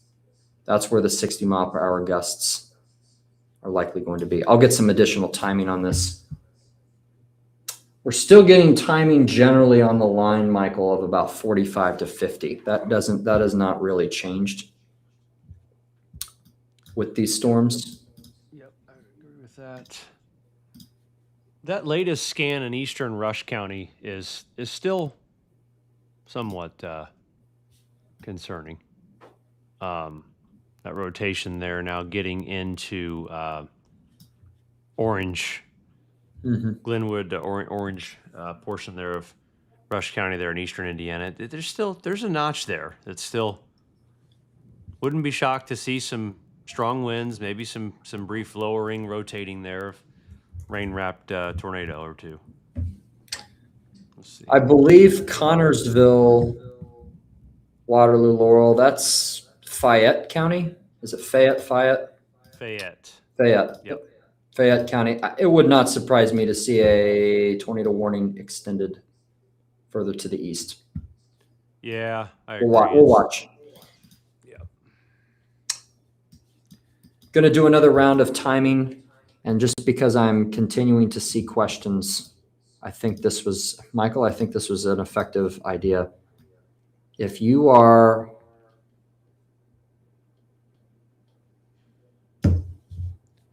east of these points, this is where the line of strong to severe thunderstorms currently exists, and the main areas that we are talking about on this live. If you are west of this blue line, you are all clear. Go to bed. You do not have to worry about any additional severe weather risks. If the sirens are going off in Shelbyville, someone hit the button and they shouldn't have. I don't know. Yes. Sirens are going off in Acton, Indiana again. I don't know. I don't know why they would be. I have no clue.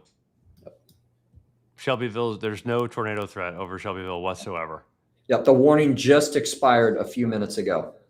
Yeah, so no reason for that at all. I will time this out. Let's take us off single site so we can.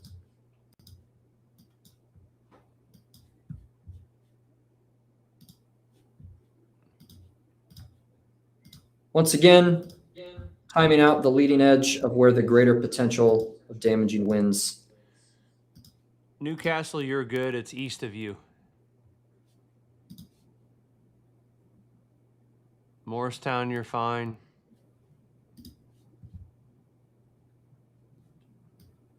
Rushville, currently don't think anything dropped. Good to know. We'll start with Southern Indiana just to read out a few timings. Again, this is an Eastern time. Gordon, 12:58 a.m. Salem, 12:11. Austin, 12:21. Santa Claus, Indiana, 12:17. Booneville, 12:04 a.m. Eastern. Gusts of 50 to 60 miles per hour. Batesville, 12:15 a.m. Hamilton, Ohio, 12:45. Oxford, Ohio, 12:30. Connorsville, 11:57 p.m. for the leading edge of the gusts. The area of rotation will likely be just coming up from your southwest. Richmond, Indiana, 12:04 a.m. Greenville, Ohio, 12:10 a.m. Eastern. Dayton, and I want to emphasize the further east we go, especially crossing over the Ohio-Indiana border in these locations, I think we're really going to start to see more of a damaging wind and the greater gust potential becoming a bit more scattered in nature. I agree. John, as soon as these tornado warnings look to be a non-threat, I say we wrap this up. Starting to see a good decrease in any of the considerable thunderstorm threats for winds. We like to stay live if we think things are going to be, 70 miles per hour or greater, or just have a bigger risk, but starting to see a general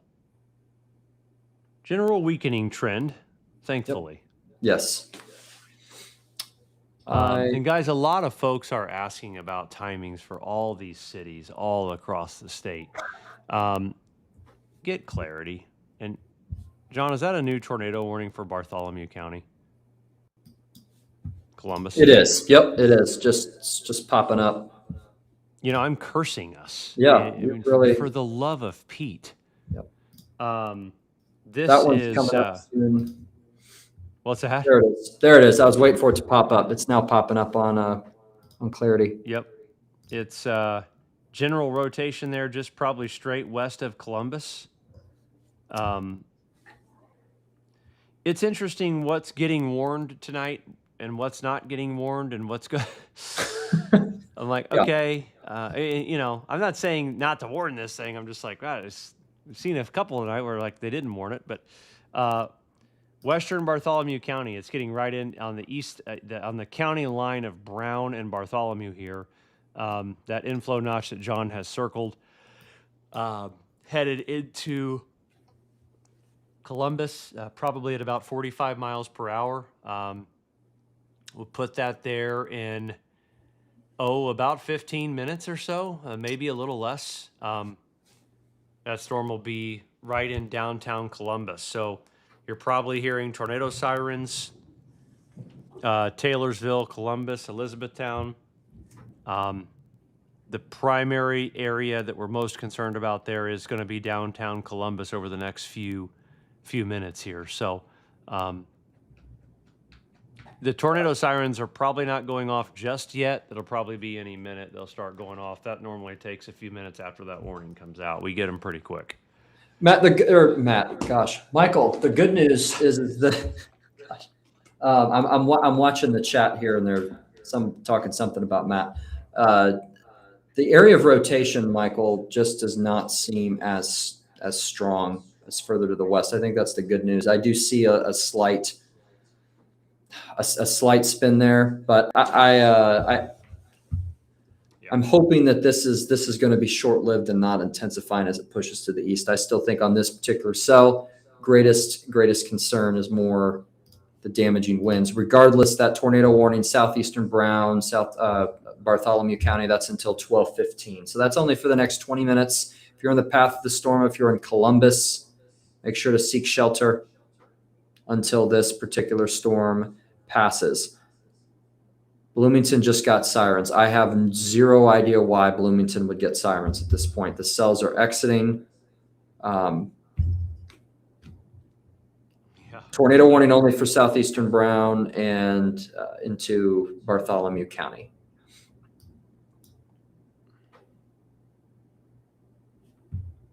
With the scan Taylorsville here, is yeah. not. Taylorsville is not in the tornado warning. No. The problem is you're probably going to get the siren, but Yep. But it is not in the warning. In my opinion, I don't see this particular storm heading towards Greensburg. I don't see a concern for a tornado or any rotation or damaging winds for Greensburg. Right now, the general trajectory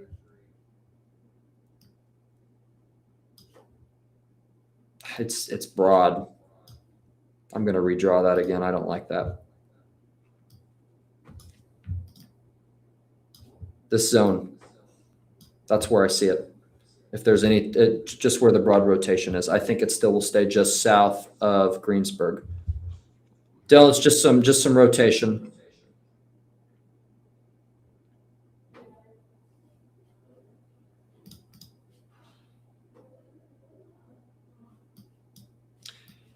Big new severe thunderstorm warning issued, now including Richmond, Indiana. It's an extension to Greenville, Ohio, 60 mile per hour and penny-sized hail.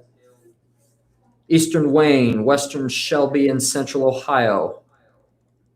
Drake County, west central Ohio. Montgomery, west central Ohio. Western Miami, and west central Ohio. It's just an extension of this particular line of storms. Let me see if there's a few nowcasts as well, Michael, that the team have been working on that I can share. Yep. I know we're in the process of working on some updates. Team's done an awesome job tonight with the nowcasts and getting ahead of that. Muncie's great. Muncie is good. Just some heavy rain, but the severe risks are over for Muncie. East of the area. Yep. Is any of this hitting Wisconsin? We've got some lingering cells exiting Wisconsin, but there have not been any additional strong to severe risks. Those have tapered off.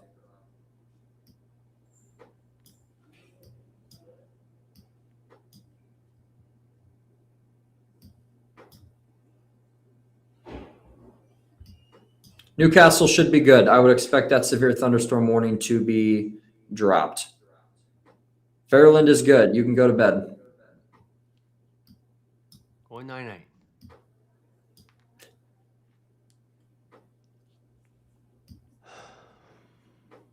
Yeah, I did want to chat about Evansville. There are no active warnings for Evansville, Indiana, but that is still let me rephrase that. No active warnings, but there are strong storm statements.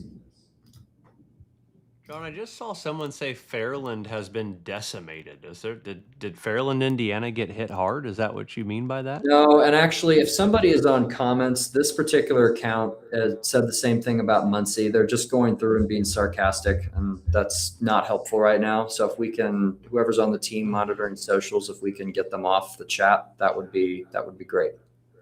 Oh, good. Then, yeah, that's what I want to deal with right now is just ignorance. Yeah, so the sirens are going off in Nashville, but the tornado warning is now to the east of Nashville. So it's southeastern Brown, and in my opinion, the rotation area has completely exited Brown County. So if you're in Nashville, Indiana, you are all clear of not only the rotation risks, but of the tornado warning itself. If you're in Columbus, Elizabethtown, Jonesville, you need to be in sheltered as the area of very broad rotation is now passing just over you. Michael, I can barely see it. I'm trying to block this guy, but the comments are coming in so fast. Yep. I think I got him blocked, but I'm not sure. Hopefully it was the right one, but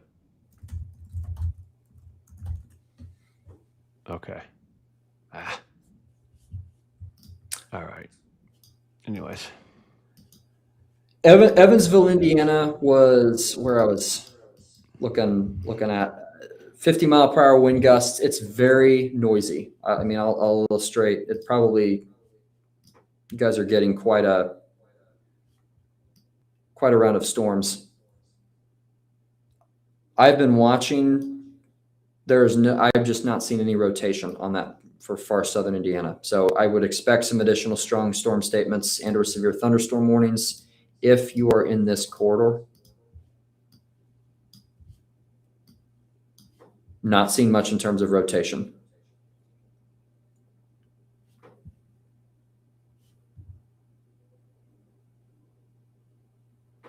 Bloomington's good now. You can put, I like this recommendation, Michael. You can put the comments in slow mode to make life a little bit easier. Michael, I don't know if I want to put the the comments in slow mode. Yeah, I'll tell you what makes life a little bit easier for me. When I start reading these comments. Exactly. Yeah. Give me a little bit of Grandpa's old cough medicine here. Yeah. No, I don't want to. I'm trying to offer up help to folks, but we're in the point right now where this is weakening, and so a lot of this stuff is, it's just thunderstorms with wind. So I'm not super worried about it. I was kind of waiting on these last few scans in Bartholomew County. To me, don't continue to warrant any type of panic. So Nashville just sounded the sirens. That and this is the other thing that really makes this difficult is, I mean, there's nothing in Nashville. There never was. And the fact that these sirens and these things get sounded so late, it is just so stupid. I mean, I don't even know how to say anything nice about it because it's a system that's just fundamentally flawed and broken, and it sucks. And until they figure it out and try to figure out each one of these counties' special switches and emergency management, Michael, it's just going to keep causing confusion. I saw a post, I can't remember which county, probably good that I don't, but they were talking about how if baseball-sized hail impacted their county, they would go ahead and sound the tornado sirens. Oh, good, yeah. And only, it wasn't an and, it was an and or. So it would only be baseball-sized hail, they'd sound it. Yeah, so they're the baseball-sized hail sirens, not the tornado sirens. Yep. Got it. Because we get baseball-sized hail in Indiana. Yeah. I've seen that a lot. Saw it one time 14 years ago or 12. Never seen it since. So, whatever. Man. Seen something about a tornado touchdown in Hope. I've seen that a couple of times. Is that Let me see. Hope, Indiana would be Bartholomew County.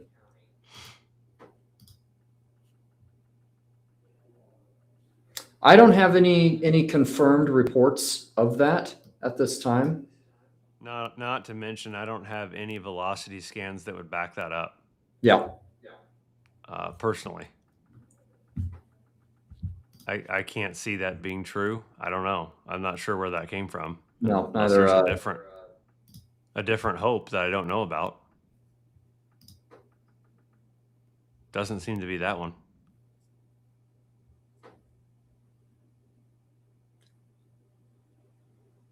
Yep, and it's also important to mention Hope, Indiana is not under a tornado warning at this time. You're likely going to get some severe winds of 60 miles per hour, but rotation currently, what we're seeing on radar with this lone tornado warning, I have very broad rotation between Elizabethtown and southeast of Columbus, very broad, and it's working. Well, you know what? I think that's too far northeast. I think it's more than likely going this way. Very weak rotation. Haley, I know. I know that Hope sirens went off. It's a county thing as we've been discussing. Shelbyville is good. You are all good. Yeah. All right. Johnny, I think Yep. I think it's time to shut this down. General strong storm threat as this moves east. A couple 60-mile-per-hour gusts, heavy rain. As we go throughout the rest of the night here, I don't see any significant severe threat other than what folks are used to. We try to keep these lives for serious threats, and it's kind of diminishing. I'm not saying a severe wind gust can't happen here and there along the line the next 30 minutes to an hour, but with that said, we're gonna get ready to wrap up here. This latest scan for Bartholomew County still continues to be a broad rotation signal. You can see John showing the future radar here throughout the rest of the night, just kind of as this stuff departs and moves east. It'll sprawl out, if you will, or kind of fan out, outflow out, and it'll be gone here in the next few hours as it gets into Ohio. So, yeah, Michael, I would say damaging wind risks are going to continue to be scattered in nature, some 60-mile-per-hour gusts. This line continues to look impressive as it gets into western Ohio. And by impressive, I mean that it can continue to produce severe gusts of 60. I'm not seeing any additional tornado risks. For those of you that are just east of here, east of Columbus into the Brown, Jackson, Bartholomew, Jackson County areas, I would say that this tornado warning likely will not be extended further to the east. Yep. And this line as a whole is still, we're transitioning to more of gusty winds along the leading edge, nothing we haven't seen before. Yep. And when I say that, again, I'm not trying to, if you're under severe thunderstorm warning, take it seriously. But we're definitely noticing a decrease in more of the intense or significant severe thunderstorm warnings. I'm going to draw out one more line before we go out. But this blue line,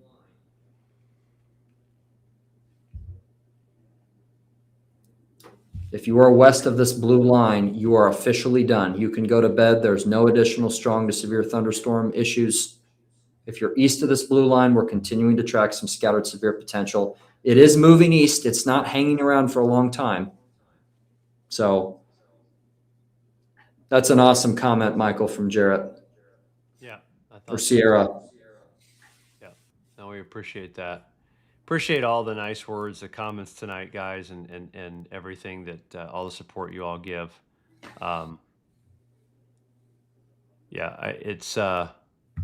There is an active tornado warning. In fact, was it just dropped or is it still there? Is it still there? Someone said active tornado warning, but we're going to shut it down. We've seen it before. Well, it's there for another 5 minutes. It needs to be dropped. So, how do you report a broken tornado siren? Throw a rock at it.